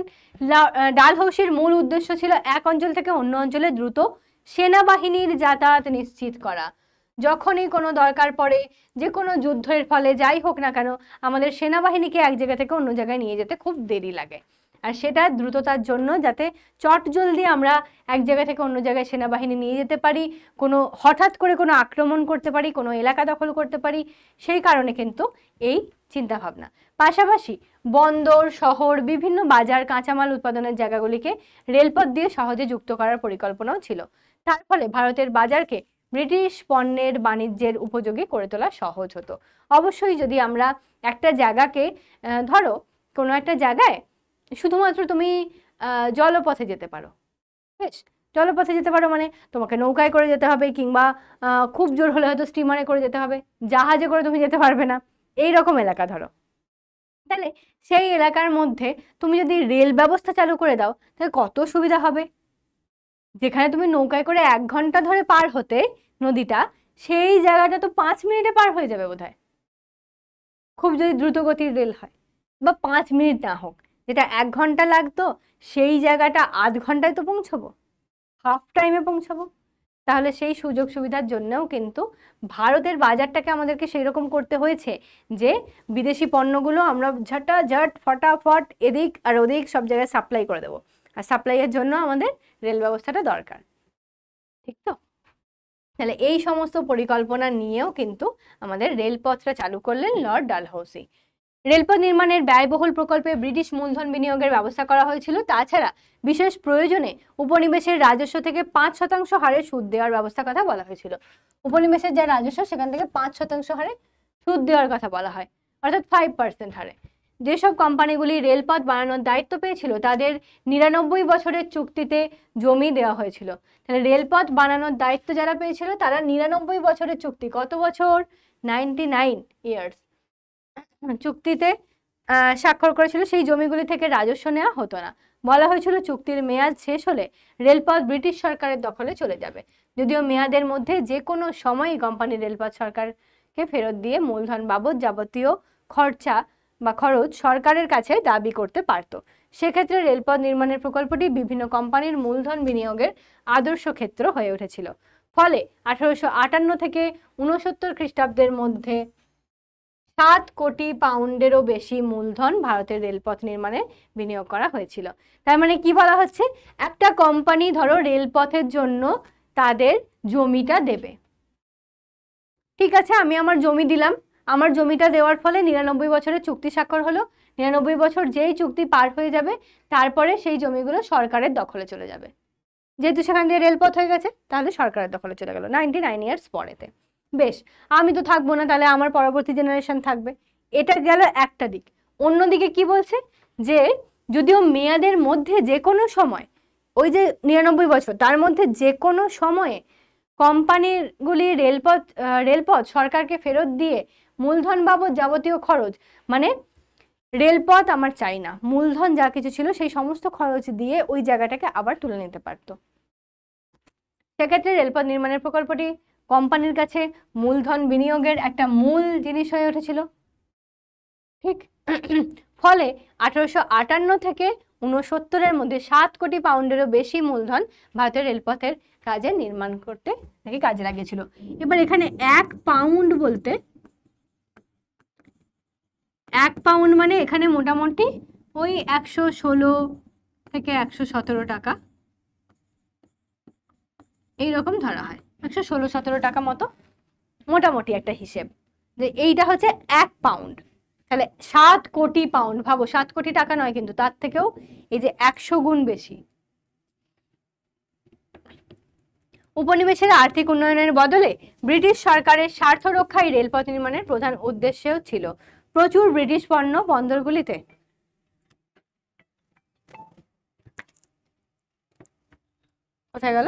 বন্দরগুলি থেকে দেশের ভিতরের বাজারগুলিতে রেলপথের সাহায্য পৌঁছে দেওয়া হতো, তার জন্য ভাড়া লাগতো খুবই কম। তাহলে উপনিবেশের আর্থিক উন্নয়নের বদলে ব্রিটিশ সরকারের স্বার্থ রক্ষা রেলপথ নির্মাণের প্রধান উদ্দেশ্য। প্রচুর ব্রিটিশ পণ্য বন্দরগুলি থেকে দেশের ভিতরের বাজারগুলিতে রেলপথের সাহায্যে পৌঁছতে লাগলো। ভালো কথা। তার জন্য ভাড়া লাগতো খুবই কম, ভাড়াও খুব কম লাগছে। অথচ দেশের বিভিন্ন জায়গা থেকে রপ্তানির জন্য পণ্য বন্দরে আনতে হলে রেলে অনেক বেশি ভাড়া লাগতো। সেইভাবে কাঁচামাল পরিবহনের ক্ষেত্রেও রেল ভাড়ার বৈষম্য ছিল। তাহলে যেখানে ভাড়া বেশি লাগছে, যেখানে কম লাগছে, সেই হিসেবে বৈষম্যতাও থাকবেই, সব জায়গায় সমান তো হবে না। ভারতের রেলপথ নির্মাণের প্রকল্পের ফলে ব্রিটেনের অর্থনীতি চাঙ্গা হয়ে উঠেছিল। বাপরে, রেলপথ নির্মাণের প্রকল্প এদিকে হলো আর ব্রিটেনের অর্থনীতি এদিকে চাঙ্গা হয়ে গেল। রেলপথ বানানোর সমস্ত সরঞ্জাম, লোহা, এমনকি কিছুদিন পর্যন্ত কয়লাও ব্রিটেন থেকে নিয়ে আসা হতো। এটা তো আমরা একটু আগেও পেয়েছি এই জিনিসটাই, যে যাই হোক কিছুটা সরঞ্জাম হোক, লোহা হোক, কয়লা হোক, সব যেন ব্রিটেন থেকে নিয়ে আসা হচ্ছে। রেলপথ নির্মাণ সংক্রান্ত সাধারণ প্রযুক্তিগুলি ভারতীয়দের শেখানো হতো, কিন্তু উন্নত প্রযুক্তিগুলি প্রয়োগ করার জন্য বিদেশ থেকে দক্ষ ব্যক্তিদের নিয়ে আসা হতো। তাহলে উন্নত প্রযুক্তির জন্য দক্ষ ব্যক্তিদের নিয়ে আসছে, এখানে কিন্তু ভারতীয়দেরকে আর তারা শেখাচ্ছে না, তারা কিন্তু নিজেদের সিক্রেটটা নিজেদের কাছেই রাখছে। ফলে রেলপথ নির্মাণকে কেন্দ্র করে উন্নত প্রযুক্তি শিক্ষা থেকে ভারতীয়দের সচেতনভাবে সরিয়ে রাখা হয়েছিল। তাছাড়া রেলপথ বসাতে গিয়ে স্বাভাবিক জল নিকাশি ব্যবস্থার ক্ষতি হতো, ফলে নানা রকম সংক্রামক ব্যাধি রেলপথের সঙ্গে ছড়িয়ে পড়েছিল। রেলপথ নির্মাণ করতে গিয়ে অনেক গাছ ও জঙ্গল কাটা হয়, স্বাভাবিক ব্যাপার। যখনই আমরা পথ নির্মাণ করব তাহলে গাছ জঙ্গল কেটে তার মাঝখান দিয়ে রেলপথ আমাদেরকে নির্মাণ করতে হবে, যেমন এখানে এই ছবিটায় মোটামুটি একটু দেখে বুঝতে পারছো। ফলে পরিবেশ দূষিত হচ্ছিল। তাছাড়া অরণ্যবাসী বিভিন্ন জনগোষ্ঠী রেলপথ নির্মাণকে মেনে নিতে পারেনি। অরণ্যবাসী বিভিন্ন জনগোষ্ঠী রেলপথ নির্মাণকে মেনে নিতে পারেনি, কারণ রেলপথ বসাতে গিয়ে তাদের জমি, জীবিকা, সামাজিক মর্যাদাকে আঘাত করা হচ্ছিল। এর ফলে ঔপনিবেশিক শাসনের প্রতি অসন্তোষের একটি কারণ ছিল রেলপথ নির্মাণ। দেখবে আমরা আমরা কি পড়েছি চিপকো আন্দোলন? কখনো জানা হয়েছে চিপকো আন্দোলনে কি হয়েছিল বলো তো বাবা? চিপকোতে এই যে যেমন যে বিভিন্ন আদিবাসী সম্প্রদায়, তারা যে একটা জঙ্গলের মধ্যে আশেপাশে থাকে, আর জঙ্গলটা তাদের হচ্ছে মূল সোর্স অফ ইনকাম। কেন মূল সোর্স অফ ইনকাম বললাম? কারণ সেখান থেকেই তারা তো আদিবাসী মানুষ, তারা তো অত বেশি পড়াশোনা জানে না, অত বেশি কাজ জানে না, বাইরে গিয়ে কাজ করতে পারে না। তারা কিন্তু তাদের ওই গাছগাছালি থেকেই ফল সংগ্রহ করে, মধু সংগ্রহ করে, সেটারই কাঠ সংগ্রহ করে, বা কোনো গাছের পাতা ইত্যাদি, এই সমস্ত জিনিসকে, গাছ থেকে আমরা কি না কি পাই বলতো, সেই সমস্ত কিছু সংগ্রহ করে নিজেদের হস্তশিল্পের দ্বারা সেটাকে উন্নতি করে তারা কিন্তু কাজে লাগাতো। আর সেখানেই হয়েছিল কি, যে যখনই বৃক্ষচ্ছেদন করা হচ্ছিল তখন কিন্তু সেখানকার মহিলারা গিয়ে গাছগুলোকে জড়িয়ে ধরেছিল, জড়িয়ে ধরে আর সেই গাছকে কাটতে দিচ্ছিল না। সেটাই হচ্ছে চিপকো আন্দোলন, চিপকে ছিল। তো সেই রকমই এখানেও আমরা দেখতে পাচ্ছি তাদের এই যে জীবন জীবিকা, জমি, সমস্ত কিছুর উপর তো আঘাত আনা হচ্ছে, তাই তো? সেই জন্যই রেলপথ ব্যবস্থাটাকে তাদের কাছে কিন্তু একটা অসন্তোষের কারণ ছিল, তাদের কাছে সন্তোষজনক ছিল না, মানে মেনে নিতে পারছিল না, এরকম একটা ব্যাপার, মেনে নিতে পারছিল না।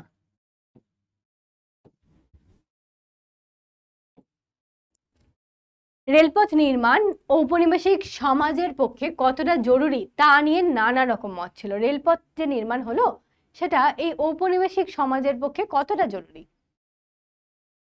সেটা নিয়ে নানা রকম মত পাওয়া যাচ্ছে। এবার কি মত?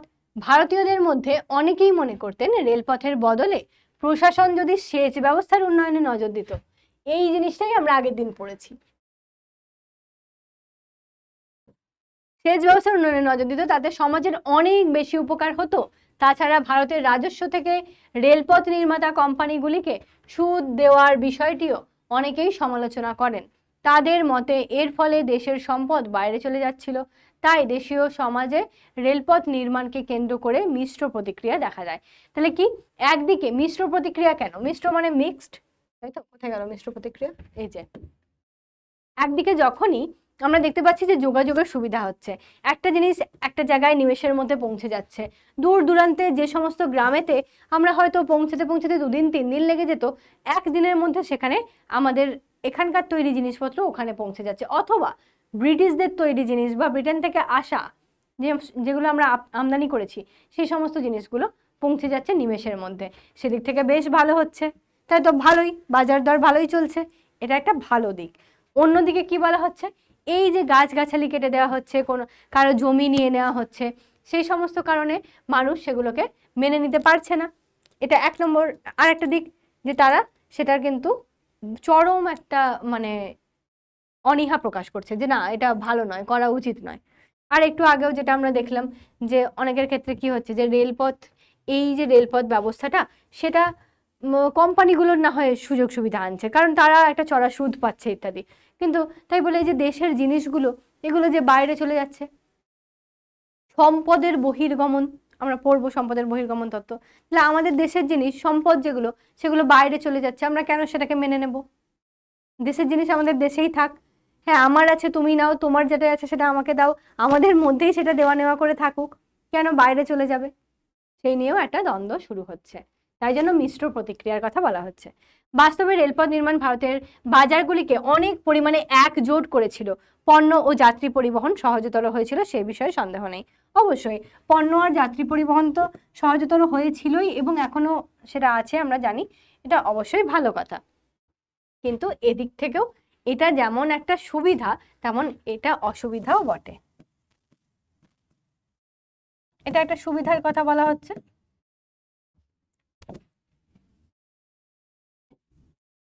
আচ্ছা, এখানে দুটোই পয়েন্ট ছিল, তাহলে উপরেরটা আমরা অসুবিধার কথা বললাম আর এটা আমরা সুবিধার কথা বললাম, ঠিক।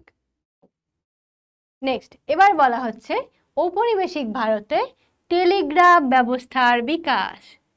টেলিগ্রাফ, টেলিগ্রাফ মানে এই যে এখন যে আমরা ফোন ব্যবহার করছি, এই যে খোঁজ খবর নিচ্ছি, নিমেষের মধ্যে দেশ দেশান্তরে যে যেখানে আছে তার খবর আমরা পেয়ে যাচ্ছি, তাই তো? সেই খবরের ব্যাপারটা আমরা কোথা থেকে প্রথম চালু করলাম, কোথা থেকে এলো, সেটা হচ্ছে এই টেলিগ্রাফ ব্যবস্থা থেকে ফার্স্ট চালু হলো খবরাখবর আদান প্রদান। কিভাবে দেখা যাক। ঊনবিংশ শতকের দ্বিতীয় ভাগে রেলপথের মতোই টেলিগ্রাফ ব্যবস্থার বিকাশ ঘটেছিল। কবে বাবা? ঊনবিংশ শতকের দ্বিতীয় ভাগ। আবার কিন্তু ঊনবিংশ মানে 19 নয়, একটা ঘাট পিছনে যাব, ঊনবিংশ শতক মানে 1800, 1800-এর এবার দ্বিতীয় ভাগ বলেছে, তার মানে 50-এর পর। এখান থেকে রেলপথের মতোই টেলিগ্রাফ ব্যবস্থার যোগাযোগ শুরু হয়ে গেল। টেলিগ্রাফ ব্যবস্থা ঔপনিবেশিক শাসনের রাজনৈতিক সামরিক প্রয়োজন টেলিগ্রাফ প্রযুক্তির ব্যবহারকে জরুরি করে তোলে। বস্তুত রেলপথ ও টেলিগ্রাফের বিস্তার সহগামী হয়েছিল। রেলপথ আর টেলিগ্রাফের বিস্তার সহগামী হয়েছিল মানে প্রায় একই সাথে চলছিল। রেলপথ রেলপথ বরাবর টেলিগ্রাফের লাইন তৈরি করা হয়, এমনকি টেলিগ্রাফের মাধ্যমে রেল স্টেশনগুলির মধ্যে যোগাযোগ করারও প্রয়োজন হয়। তার মধ্যে দিয়ে রেলের সিগন্যাল ব্যবস্থা কার্যকর করা হতো। তাহলে প্রথমত রেলের সিগন্যালটাকে এক জায়গা থেকে অন্য জায়গায় পৌঁছানোর জন্য রেলে টেলিগ্রাফের ব্যবস্থা করা হলো। তাহলে টেলিগ্রাফ কি জন্য এলো? টেলিগ্রাফ এলো আমাদের খবরাখবর এক জায়গা থেকে অন্য জায়গায় পৌঁছানোর জন্য। সেটা এলো প্রায় সমান্তরালভাবেই আমাদের রেলপথের সাথে। রেলপথ যখন থেকে চালু হলো তার সাথে সাথেই কিন্তু চলতে থাকলো এই টেলিগ্রাফ ব্যবস্থা। টেলিগ্রাফ ব্যবস্থা রেলপথ ব্যবস্থাকে একসাথে কেন চলতে হবে? কারণ এই যে রেলটা একটা জায়গা থেকে অন্য জায়গায় যাচ্ছে, ধরো এখন যখন তোমরা যদি কোনো লোকাল ট্রেনে চাপো কিংবা এরকম যেসব ট্রেনেতে অ্যানাউন্সমেন্ট হয়, বা এখন মেট্রোতে তো সবসময় অ্যানাউন্সমেন্ট হয়, তো মেট্রোর অ্যানাউন্সমেন্ট শুনেছো, কি হয় যে আমাদেরকে বলে দেওয়া হয় পরবর্তী স্টেশন অমুক, দরজা ডান দিকে খুলবে বা হয়তো বলা হলো যখন আমরা এখন দেখতে পাই যে লোকাল ট্রেনেতেও থাকে, তো লোকাল ট্রেনেতে কি হয় যে অন্তিম স্টেশন, তাই তো বলা হয় যে এই রুটের এটাই হচ্ছে লাস্ট স্টেশন, এই স্টেশনে সকল যাত্রীদেরকে নেমে যাওয়ার অনুরোধ করা হচ্ছে, এরকম ভাবে বলা হয়। তাহলে এই যে একটা যোগাযোগ স্থাপন করা, সেটার জন্য প্রথম এলো টেলিগ্রাফ ব্যবস্থা 1851 খ্রিস্টাব্দে। ভারতের মাত্র কয়েক মাইল জুড়ে টেলিগ্রাফ যোগাযোগ চালু হয়। তবে 1856 খ্রিস্টাব্দের শেষ দিকে ভারতীয় উপমহাদেশের 46টি টেলিগ্রাফ কেন্দ্র তৈরি হয়ে যায়। মানে ভাবো 51-তে স্টার্ট হলো, আমি প্রথমে লিখেছি 50-এর পর, তার মানে 51-তে শুরু হলো, 51-তে স্টার্ট হওয়ার পর কি হলো, 51 থেকে 56 ক বছর হলো? 5 বছর হলো। বা যদি 56-র পুরো সালটাকেও ধরে নিই, শেষের দিক যেহেতু বলেছে, তাহলে 51 সালটাকে ধরবো। 51, 52, 53, 54, 55, 56, 6 অবধি, 6টা বছর। 6 বছরে 46টা টেলিগ্রাফ কেন্দ্র, মানে বিরাট একটা অ্যাচিভমেন্ট, তাই তো? তাহলে তারা কিন্তু সেইভাবে এটাকে স্প্রেড করতে শুরু করলো। প্রায় 4250 মাইলেরও বেশি অঞ্চল টেলিগ্রাফ যোগাযোগের আওতায় এসে গিয়েছিল। তার ফলে কলকাতা থেকে আগ্রা, উপমহাদেশের উত্তর পশ্চিম অঞ্চলগুলি এবং মুম্বাই, মাদ্রাজ, ওটাকুমুন্দো প্রভৃতি অঞ্চলে টেলিগ্রাফ যোগাযোগ বিস্তৃত হয়েছিল। তারপর বলা হচ্ছে 1865 খ্রিস্টাব্দ নাগাদ 17,500 মাইল এবং 19 শতকের শেষ দিকে 52,900 মাইল জুড়ে ছড়িয়ে পড়েছিল এই টেলিগ্রাফ লাইন। টেলিগ্রাফ ব্যবস্থার বিকাশের পিছনে ঔপনিবেশিক রাষ্ট্রের রাজনৈতিক স্বার্থ ছিল। ঔপনিবেশিক রাষ্ট্রের রাজনৈতিক স্বার্থ ছাড়া ওরা কোনো কাজ করে না বাবা, এটা মনে রাখবি যে রাজনৈতিক স্বার্থ ওদের থাকবেই, না হলে নিত্য নতুন জিনিস ওরা নিয়ে আসেনি এমনি এমনি। উপমহাদেশের বিভিন্ন প্রান্ত থেকে সমস্ত জরুরি সংবাদ তথ্য অতি দ্রুত শাসন কেন্দ্রগুলিতে পৌঁছানোর দরকার ছিল। মানে মানে ধরো নদিয়া জেলার কোনো একটা জায়গায় ধরো নীল চাষিরা বিদ্রোহ ঘোষণা করছে, বা তারা বলছে যে আমরা এই অমুক চাষ তোমরা আমাদেরকে দিয়ে জোর করে আফিমের চাষ করাচ্ছ, আমি করব না এই চাষ। সেই খবর কোথায় পৌঁছাতে হবে? সেটা হয়তো সেই খবর হয়তো পৌঁছাতে হবে কলকাতায়। কলকাতার মেন কেন্দ্রে হয়তো বসে আছেন এই শাসক দলের কিছু লোক। সেই খবর কি করে পৌঁছাবে? একটা চিঠি দিতে গেলেও সেটা আসতে অনেক সময় লাগবে, ঠিক? তাহলে সেই খবর পৌঁছানোর জন্য সব থেকে বড় হচ্ছে এই যে এই নির্যাতিত লোকগুলো যাদের উপর নির্যাতন করা হচ্ছে, ভারতীয় লোকেদের বিভিন্ন খবরাখবর কিন্তু নিমেষের মধ্যে টেলিগ্রাফের মাধ্যমে পেয়ে যাওয়া সম্ভব হচ্ছিল, তাই সেই জন্যই কিন্তু এরা টেলিগ্রাফটাকে মূলত চালু করলো। সেই কাজে টেলিগ্রাফ সব থেকে বেশি সহায়ক আর নির্ভরযোগ্য ছিল। দ্বিতীয় হচ্ছে ইঙ্গ বর্মা যুদ্ধের সময়, অর্থাৎ এপ্রিল 1852। বর্মার রাজধানী রেঙ্গুনের পরাজয়ের খবর কলকাতায় বসে লর্ড ডালহৌসি টেলিগ্রাফের মারফতই পেয়েছিলেন। এই জিনিসটা মনে রাখবে যে বর্মার রাজধানী বা বার্মার রাজধানী রেঙ্গুন এর পরাজয়ের খবর কলকাতায় বসে লর্ড ডালহৌসি টেলিগ্রাফের মাধ্যমেই পেয়েছিলেন, দ্বিতীয় ইঙ্গ বর্মা যুদ্ধের। বেশ, তাহলে এটা এখান থেকে আর একটা কোয়েশ্চেন চলে আসছে।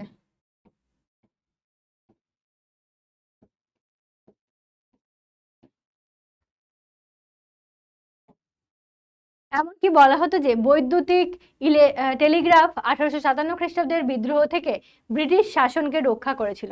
এই যে বৈদ্যুতিক টেলিগ্রাফ, এই যে টেলিগ্রাফ যন্ত্রটা তৈরি করা হলো, এর মাধ্যমেই নাকি এই 1857 যে বিদ্রোহ, সেই বিদ্রোহতে ইংরেজরা রক্ষা পেয়েছিল।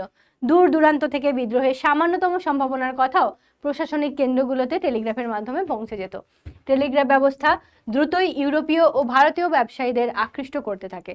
ঔপনিবেশিক প্রশাসকের মতো ভারতীয় শিক্ষিত সমাজ ক্রমেই টেলিগ্রাফের সুবিধাগুলি ব্যবহার করতে শুরু করে।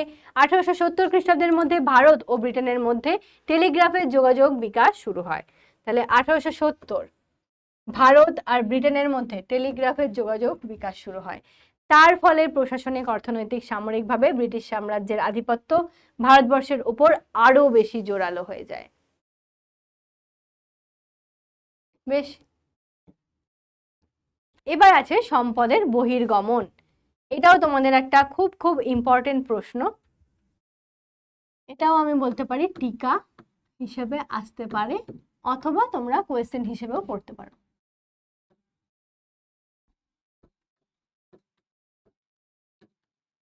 বেশ, টিকা হিসেবে পড়তে পারো, কোয়েশ্চেন হিসেবেও পড়তে পারো।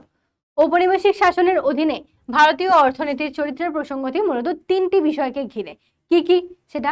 একটা হচ্ছে সম্পদের নির্গমন, অবশিল্পায়ন, দেশীয় জনগণের দারিদ্র্য।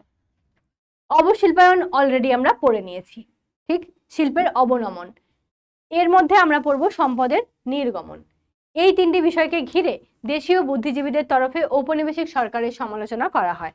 বলা হতে থাকে পলাশির যুদ্ধের পরবর্তী পর্যায়ে ব্রিটিশ কোম্পানি ভারতের সম্পদকে ব্রিটেনের স্বার্থে ব্যবহার ও ব্রিটেনে স্থানান্তরিত করে চলেছে। এই জায়গাটা দেখবে পলাশির যুদ্ধের পর কোন সময় থেকে, এটা দিয়ে আমরা কিন্তু শুরু করেছি আমাদের পাঠ, ঠিক? প্রথমের যেটুকু যেখান থেকে স্টার্ট করেছে এটা দিয়ে আমাদের শুরু হয়েছে পলাশির যুদ্ধ। তারপরে যখন সমস্ত কিছুটা কোম্পানির হাতে একচেটিয়া একটা অধিকার চলে এলো, তখন তারা কি করতে লাগলো, তাদের নিজেদের স্বার্থে ভারতের সমস্ত জিনিসপত্র বাইরে বের করতে লাগলো, অর্থাৎ ব্রিটেনের দিকে নিয়ে যেতে লাগলো। তাহলে এই যে ব্রিটেনে স্থানান্তরিত করে চলেছে, পাশাপাশি অসম শিল্প বাণিজ্য শুল্ক নীতি, এটা একটা। তার পাশাপাশি কি, অসম শিল্প বাণিজ্য, মানে শিল্প বাণিজ্যের যে রীতিনীতি, যে স্ট্রাকচার ফলো করছে কোম্পানির লোক, সেই স্ট্রাকচার কিন্তু ভারতীয়দেরকে ফলো করতে দেওয়া হচ্ছে না। তাহলে সেই যে অসম শিল্প বাণিজ্য শুল্ক নীতি, আগেই আমরা পড়লাম যে শুল্ক যদি অন্যান্যদের ক্ষেত্রে 6% দিতে হয়, তাহলে ভারতীয়দের হয়তো সেটা দিতে হচ্ছে 10%। ঠিক এইরকম যে বৈষম্য। অতএব এই দুইয়ের ফলে অবশ্যম্ভাবী হয়ে পড়ে দারিদ্র্য ও দুর্ভিক্ষ। বলা বাহুল্য এই বক্তব্যগুলিকে যুক্তি ও তথ্য পরিসংখ্যান দিয়ে হাজির করা হয়েছিল। সেই সময় এটা যুক্তি আর তথ্য পরিসংখ্যান দিয়ে হাজির করা হয়েছিল। উপনিবেশ হিসেবে ভারতের সম্পদকে ব্রিটেনে নানাভাবে স্থানান্তরিত করা হতো, তার প্রতিদানে অবশ্য ভারতে অর্থনৈতিক উন্নয়ন হতো না।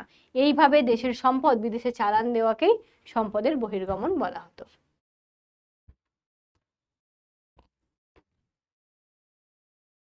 সম্পদের এই বহির্গমন ভারতের ব্রিটিশ শাসনের একটি লক্ষণীয় বৈশিষ্ট্য।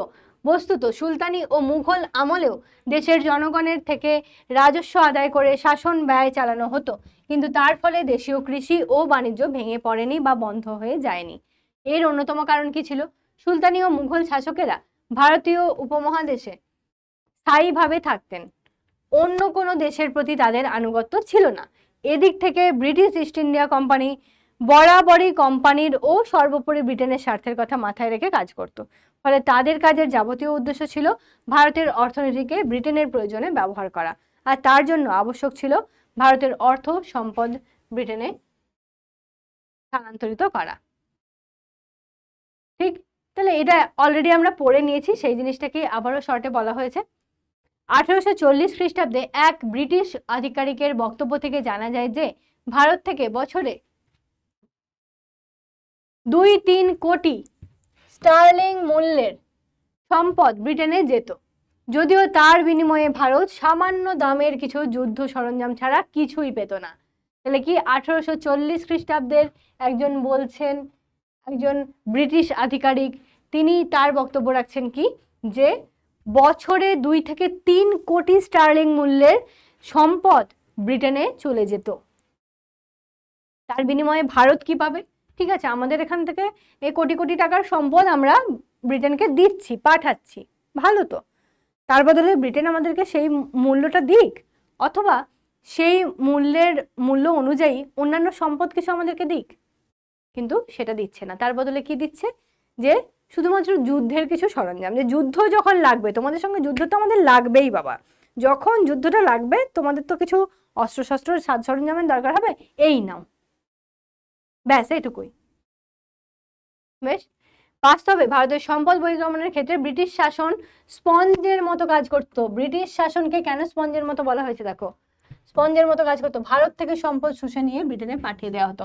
যেমন একটা স্পঞ্জ কি করে, স্পঞ্জ জিনিসটা খুবই হালকা হয়, তুমি সেটাকে একটা জলের মধ্যে কিংবা একটা যে কোনো জিনিসের মধ্যে ডুবিয়ে দাও, ডুবিয়ে দিলে কি করবে, সে কিন্তু সেই জিনিসটাকে শুষে নেবে, শুষে নিয়ে নিজে ফুলে ফেপে ঢোল হয়ে যাবে। এখনকার দিনে যদিও তোমরা ছোট, কিন্তু আমি জানি যে তোমরা জানো, তোমরা অনেক বেশি অ্যাডভান্স, তোমরা হয়তো এই যে যখন এই যে আমরা মেয়েরা যখন সাজুগুজু করি একটু, তখন এই যে বিউটি ব্লেন্ডার বলে একটা জিনিস হয়, যেটা একটা স্পঞ্জ, যেটাকে আমরা কোনো মেকআপ মুখের মধ্যে লাগাতে কাজে লাগাই, যখন মায়েরা দিদিরা বিয়ে বাড়ি যায় ইত্যাদি, তখন নিশ্চয়ই দেখে থেকেছো। তো এই যে একটা স্পঞ্জ, সেটা কি করে, সেটাকে আমরা জলে ভিজাচ্ছি, স্পঞ্জটা এইটুকু থাকছে, সেটাকে যখন জলে ভিজিয়ে নিচ্ছি ভালো রকম ভাবে, ফুলে ফেপে ঢোল হয়ে যাচ্ছে। কি করছে, ও জলটাকে শোষণ করে নিচ্ছে। ঠিক তো, ঠিক সেই জিনিসটাই যে ব্রিটিশ শাসন নীতি, তারা কি করতো, তারা ভারতের কাছ থেকে সমস্ত জিনিসটা শুষে নিত, শুষে নিয়ে এবার তুমি ওই বিউটি ব্লেন্ডারটাকে, যেটা বলছি স্পঞ্জটাকে, একটুখানি চেপে দিও তো, বিউটি ব্লেন্ডার বা স্পঞ্জটাকে যখন একটুখানি চাপবে, দেখবে যতটা জল ও খেয়েছিল অতটা কিন্তু আর ফেলতে পারছে না, সামান্য কিছুটা জল সেখান থেকে পড়ছে, বাকিটা ওর মধ্যেই ভিজে ভিজে হয়ে চেপে থেকে যাচ্ছে, ঠিক। আর এই যে বিউটি ব্লেন্ডার, এখনকার দিনের বিউটি ব্লেন্ডার বা তুমি যদি নর্মালি একটা স্পঞ্জের সাথেও তুলনা করো, সেম জিনিস হচ্ছে এই ইংরেজ শাসন। ইংরেজ শাসনও কিন্তু এইভাবেই ভারতকে শুষে নিচ্ছিল। আর তার মধ্যে থেকে ওই যে ছিটে ফোটা একটু জল চাপলে যেটুকু পড়ে, সেটুকু জলের মতোই আমাদেরকে এই যুদ্ধের কিছু সাজ সরঞ্জাম বা আদার্স জিনিস মানে দয়া দাক্ষিণ্য করে কিছু দিচ্ছিল আর কি। বেশ বোঝা গেছে আশা করছি। ঊনবিংশ শতকের দ্বিতীয়ার্ধেও সম্পদ নির্গমন চলছিল। বস্তুত ওই শতক থেকে শেষ হওয়ার সময়ে ভারতের জাতীয় আয়ের 6% এবং জাতীয় সঞ্চয়ের 1/3 সম্পদ নির্গত হয়ে যেত। তাহলে জাতীয় আয়ের 6% আর জাতীয় সঞ্চয় সেটার প্রায় 1/3 নির্গত হয়ে যেত। হিসাবে দেখা গেছে ওই কাল পর্বে ব্রিটেনের জাতীয় আয়ের 2% ছিল ভারত থেকে নির্গত সম্পদ। ব্রিটেনের যে জাতীয় আয় তার 2% প্রায় ভারত থেকেই আসছিল। আর থার্ড পয়েন্ট হচ্ছে ভারতের দারিদ্র। আমরা তাহলে ওখানে 3টে পয়েন্ট পেয়েছিলাম, অবশিল্পায়ন, বহির্গমন আর ভারতের দারিদ্র। অবশিল্পায়ন প্রথমেই পড়েছি, সম্পদের বহির্গমনটা এখন পড়লাম, এবার 3 নম্বর পড়ব ভারতের দারিদ্র।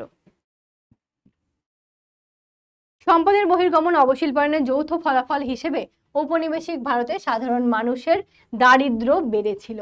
অবশ্য এই বিষয়ে নানা রকম মত পার্থক্য রয়েছে, কিন্তু সাধারণের বিচারে ভারতবর্ষের বিভিন্ন প্রান্তের দুর্ভিক্ষগুলি দারিদ্র্যের প্রমাণ হিসেবে ধরা যায়। অবশ্যই বিভিন্ন প্রান্তে আমরা দুর্ভিক্ষের বিভিন্ন উদাহরণ পেয়ে থাকি, আমরা দেখি। প্রথম, ঊনবিংশ শতকের দ্বিতীয় ভাগ, উপমহাদেশের বিভিন্ন অঞ্চলের পর্যায়ক্রমিক দুর্ভিক্ষের ফলে বহু লক্ষ মানুষ মারা গিয়েছিল। দুর্ভিক্ষগুলিতে সরকারি সাহায্যের পরিমাণও ছিল যৎ সামান্য। তাহলে যখন ঊনবিংশ শতকের দ্বিতীয় ভাগ, আবারও কিন্তু সেই 1850 এর পরবর্তীকাল, সেই সময় থেকে কি হতে থাকছে, বিভিন্ন জায়গায় দুর্ভিক্ষ দেখা দিচ্ছে। দুর্ভিক্ষ, মহামারী, এই সমস্ত জিনিসগুলো সেই সময় কমন হয়ে গিয়েছিল যেন, তাই তো। আর এই যে দুর্ভিক্ষ মানে কি, ভিক্ষার অভাব, মানে মানুষ ভিক্ষাও পায় না, এইরকম একটা সময়। কার কাছে যাব? প্রত্যেকটা মানুষই তো ওরকম ভিখারির দশা। কার বাড়িতে গিয়ে আমি ভিক্ষাটা চাইবো যে আমাকে দুটো খেতে দাও? কোথায় পাবো? সবার একই অবস্থা, সেটাকে বলা হয় দুর্ভিক্ষ। আর এই দুর্ভিক্ষে সরকার চাইলেই কিন্তু সাহায্য করতে পারতো, কিন্তু সেটা ছিল যৎ সামান্য, অত্যন্ত অল্প। 1854 খ্রিস্টাব্দ থেকে 1901, এর মধ্যে প্রায় 2,89,00,000 মানুষ দুর্ভিক্ষে মারা গিয়েছিলেন। ভাবতে পারছো, 2,89,00,000 মানুষ দুর্ভিক্ষে মারা যাচ্ছে। ভারতের ভয়াবহ দারিদ্র্যের কথা অনেক ব্রিটিশ আধিকারিকও মেনে নিয়েছিলেন। অনেক ব্রিটিশ আধিকারিক, অনেকে তো ভালোও থাকেন, তারাও কেউ কেউ কিন্তু মেনে নিয়েছেন যে হ্যাঁ, ভারতের দুর্ভিক্ষের এই অবস্থা। একটি সরকারি প্রতিবেদনে বলা হয়েছে প্রায় 4 কোটি ভারতবাসী আধ পেটা খেয়ে দিন কাটায়। একটা সরকারি প্রতিবেদন, সরকারিভাবে যে প্রতিবেদন রচনা করা হয়, প্রতিবেদন মানে তোমরা নিশ্চয়ই জানো রিপোর্ট রাইটিং যেগুলোকে বলি আমরা, যে সংবাদপত্রে যে জিনিসগুলো আমরা পাঠ করে থাকি সেটা হচ্ছে প্রতিবেদন। তাহলে সেই খবর অনুযায়ী আমরা কি দেখতে পাচ্ছি যে ভারতের প্রায় 4 কোটি মানুষ প্রতিদিন আধ পেটা খেয়ে দিন কাটায়। ভারতের দারিদ্র্যের পিছনে ঔপনিবেশিক নীতিকেই মূলত দায়ী করা হয়েছে। আর ঔপনিবেশিক অর্থনৈতিক নীতির ফলেই সামাজিকভাবে দারিদ্র্য স্থায়ী হয়েছিল বলে মনে করা হয়। ফলে জাতীয়তাবাদী আন্দোলনের গোড়ার দিকে অর্থনৈতিক জাতীয়তাবাদীরা ভারতের দারিদ্র্য নিয়ে সোচ্চার ছিলেন।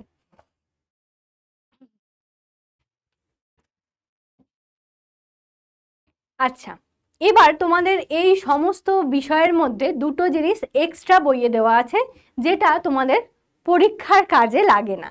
সেই জন্য আমি ওই জিনিসগুলোকে অ্যাভয়েড করে গেছি। যেটুকু তোমাদের থরলি পড়তে হবে, অর্থাৎ লাইন বাই লাইন বইয়ে যেটুকু আমাদেরকে পড়তে হবে, সেটা সমস্তটাই আমি তোমাদেরকে পড়িয়ে দিলাম। এবার এর মধ্যে যেটা ছিল মানে এক্সট্রা নলেজ হিসেবে আমি জাস্ট লিখে রেখেছি, একটা রেল ভ্রমণের অভিজ্ঞতা ছিল মহানন্দ চক্রবর্তীর লেখা একটা কবিতা। সেই কবিতাটা তোমাদের পাঠ্য হিসেবে দেওয়া আছে। নর্মালি বাংলা বইয়ে যেমন তোমরা কবিতা পড়ো, জাস্ট একবার পাঠ করে নেবে, ওখান থেকে ইতিহাসের প্রশ্ন আসার মতো কিচ্ছু নেই বাবা। আমরা ইতিহাস পড়ছি, তাই ইতিহাসের প্রশ্ন আসার মতো কিছু নেই, কিন্তু এই যে ইতিহাসের জিনিসকে পরবর্তীকালে বাংলায় ব্যবহার করা হয়েছে বা সাহিত্যে ব্যবহার করা হয়েছে, সেটাই আর কি এখানে তুলে ধরা হয়েছে, এটুকুই, যাতে তোমরা রিলেট করে পড়তে পারো। যেমন আমি তোমাদের স্নেহা ম্যাম একদিকে বাংলা পড়াচ্ছি, একদিকে ইতিহাস পড়াচ্ছি, তাহলে আমার কাছে তোমরা কিন্তু দুটো সাবজেক্টকে রিলেট করতে পারবে, তাই তো? আমি যখন বাংলা পড়াবো তখনও তোমাদেরকে ইতিহাসের কোনো না কোনো উদাহরণ নিশ্চয়ই দেবো আমার টপিক ওয়াইজ।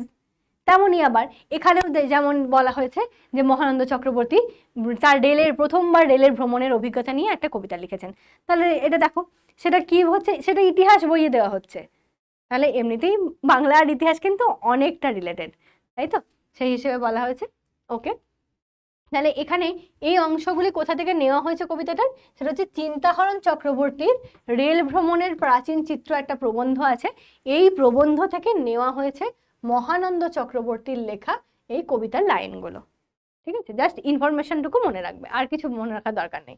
আর যেটা দেওয়া আছে ঔপনিবেশিক শাসনে ভারতের উন্নয়ন, এটা বঙ্কিমচন্দ্র চট্টোপাধ্যায়ের চোখে ঔপনিবেশিক শাসনে ভারতের কি উন্নয়ন ঘটেছে বা ঘটতে পারে সেটা বঙ্কিমচন্দ্র চট্টোপাধ্যায় তার চোখে কিভাবে দেখেছেন, অর্থাৎ সেই বঙ্গদেশের কৃষক, এই প্রবন্ধের প্রথম পরিচ্ছেদ থেকে কিছু অংশ নিয়ে আসা হয়েছে। তাহলে তার ভালো মন্দ বিচার করে তিনি যা বলেছেন এখানে পাঠ্য আছে, কিন্তু আবারও বলছি এটা তোমাদের পরীক্ষায় আসার মতো প্রশ্ন নয়, তাই চাইলে গল্পের মতো করে একটু পাঠ করে রেখো, যেহেতু খুব একটা ইম্পর্টেন্ট বিষয় নয়, তাই জন্য আমি এই বিষয়গুলো যেটুকু জানা দরকার সেটুকুটাই তোমাদেরকে বলে দিলাম। বেশ, তাহলে আজকে আমরা কি কি পড়লাম? আমরা পড়লাম প্রথমত শিল্প, সেই শিল্প থেকে কি পড়লাম? অবশিল্পায়ন। আমরা পড়লাম যে 1813-র পর থেকে কিভাবে অবশিল্পায়ন হতে থাকলো, শিল্পটা কিভাবে আস্তে আস্তে ভারতে অবলুপ্ত হতে থাকলো, খারাপের দিকে যেতে থাকলো। ঠিক এই বিষয়টাই ধীরে ধীরে অবশিল্পায়নে পরিণত হলো। দ্বিতীয় আমরা যেটা পড়লাম সেটা হচ্ছে সম্পদের বহির্গমন।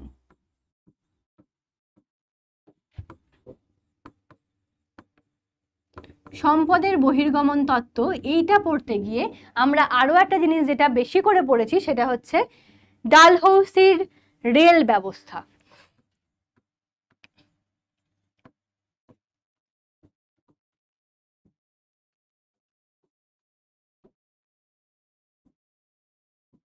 ঠিক, এই রেল ব্যবস্থা যেটা 1853 থেকে শুরু হচ্ছে, সেই রেল ব্যবস্থার কথা বললাম। আর রেল ব্যবস্থার যে যোগাযোগ ব্যবস্থার উন্নতি বা অবনতি কি যে শুরু হলো রেল ব্যবস্থা নিয়ে সেটা পড়লাম। অবশ্যই উন্নতি হয়েছে, যোগাযোগ মাধ্যমটা বেড়েছে, মানুষের সঙ্গে মানুষের যোগাযোগটা বেড়েছে, যাতায়াতটা বেড়েছে, পণ্য পরিবহনের ব্যবস্থাটা সুগম হয়েছে, কিন্তু তার সাথে সাথে খারাপ দিকটাও আমাদের চোখে ধরা পড়েছে, এটা একটা। এর সাথে সাথে আমরা কি পেয়েছি? এরপরে একটা পেয়েছি টেলিগ্রাফ। রেলের সাথেই যেটা পেলাম সেটা হচ্ছে টেলিগ্রাফ। রেলের পাশাপাশি টেলিগ্রাফ ব্যবস্থার উন্নতি, তার সাথে সাথে এই যে মানুষ অর্থাৎ শাসক দল যারা, তারা যাতে বিভিন্ন এলাকার খবর তাড়াতাড়ি পেয়ে যায় সেই জন্য তারা টেলিগ্রাফ ব্যবস্থা শুরু করেছিল, টেলিগ্রাফ ব্যবস্থা পেয়েছি। আর 3 নম্বর যেটা পড়লাম সেটা হচ্ছে যে দারিদ্র।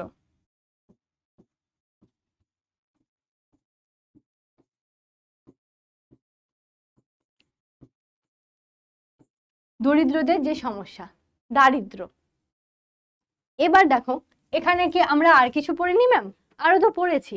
আমরা কি পড়েছি? শিল্পের যখন অবনমন ঘটলো তাহলে অবশিল্পায়ন ঘটলো, মানুষ কৃষিতে এলো,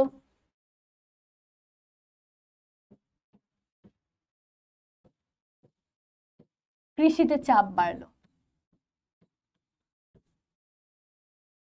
এগুলোও আমরা পেয়েছি এখানে।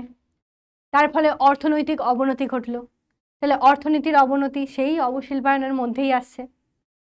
সম্পদের বহির্গমন, ভারতের দারিদ্র, 3টে মেইন পয়েন্ট, তার আন্ডারে আমরা এই বিষয়গুলো পেয়েছি। ঠিক, এবার তোমাদের হোমওয়ার্ক। তাহলে আমরা হোমওয়ার্ক কি কি পড়বো আজকের জন্য? হোমওয়ার্ক যেটা থাকবে, যেটা আমি অলরেডি বলে এসেছি, যে টিকা পড়বে, টিকা অথবা প্রশ্ন হিসেবেও পড়তে পারো।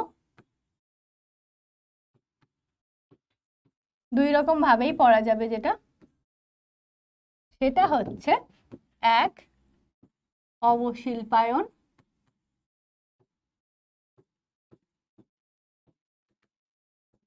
দুই, সম্পদের বহির্গমন,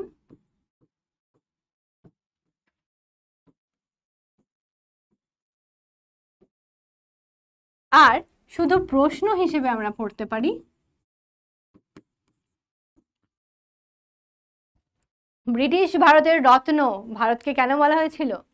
ব্রিটিশদের এই রত্নটা, এটার পার্টিকুলার হেডিংটা কি ছিল আমি একটুখানি চেক করে নিচ্ছি, তাহলে বলতে সুবিধা হবে।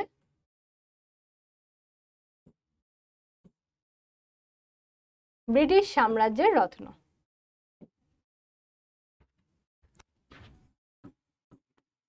ব্রিটিশ সাম্রাজ্যের রত্ন কাকে কেন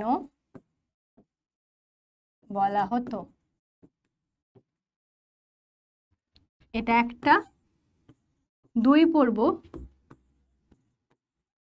রেল ব্যবস্থার সুবিধা অসুবিধা।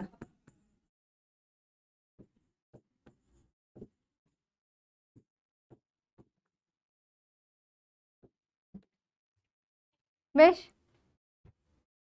এগুলো মোটামুটি আমরা দেখতে পারি। আগের দিনে তো চিরস্থায়ী মহালয়ারী ইত্যাদি আমি বলেই দিয়েছি, আজকের জন্য এগুলো মূল। বেশ, এগুলো পড়লেই আমাদের কিন্তু হয়ে যাবে। তাহলে আজকের এই লেকচারটা তোমাদের কেমন লাগলো? আশা করছি ভালোই লাগলো, কারণ তোমাদের লাইন বাই লাইন যা আছে সমস্ত বিষয়টাই আমি তোমাদের মতো করে তোমাদেরকে বোঝানোর চেষ্টা করলাম। আই হোপ যে ভালোই লেগেছে। তো যদি এইরকমভাবেই তোমরা আমার সাথে জুড়ে থাকো তাহলে এর পরবর্তীগুলো আমরা আরও ভালো করে পড়ার চেষ্টা করব। হ্যাঁ, যদি মনে হয় থাকে যে ম্যাম শুধু এই দুটো তিনটে কোয়েশ্চেন নয়, আরও কিছু কোয়েশ্চেন বলুন যেগুলো আমরা প্র্যাকটিস করতে পারি। আমি কিন্তু দেখো তোমাদের বই যা আছে বইয়ের টেক্সটের বাইরে কিন্তু প্রশ্ন হবে না।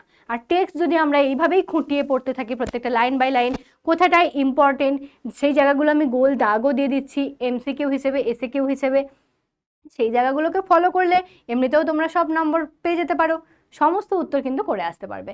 তাই একদম চিন্তা নয়, এইভাবে ক্লাস করতে থাকো আর এনজয় করতে থাকো ক্লাসটাকে। তো টাটা এভরিওয়ান।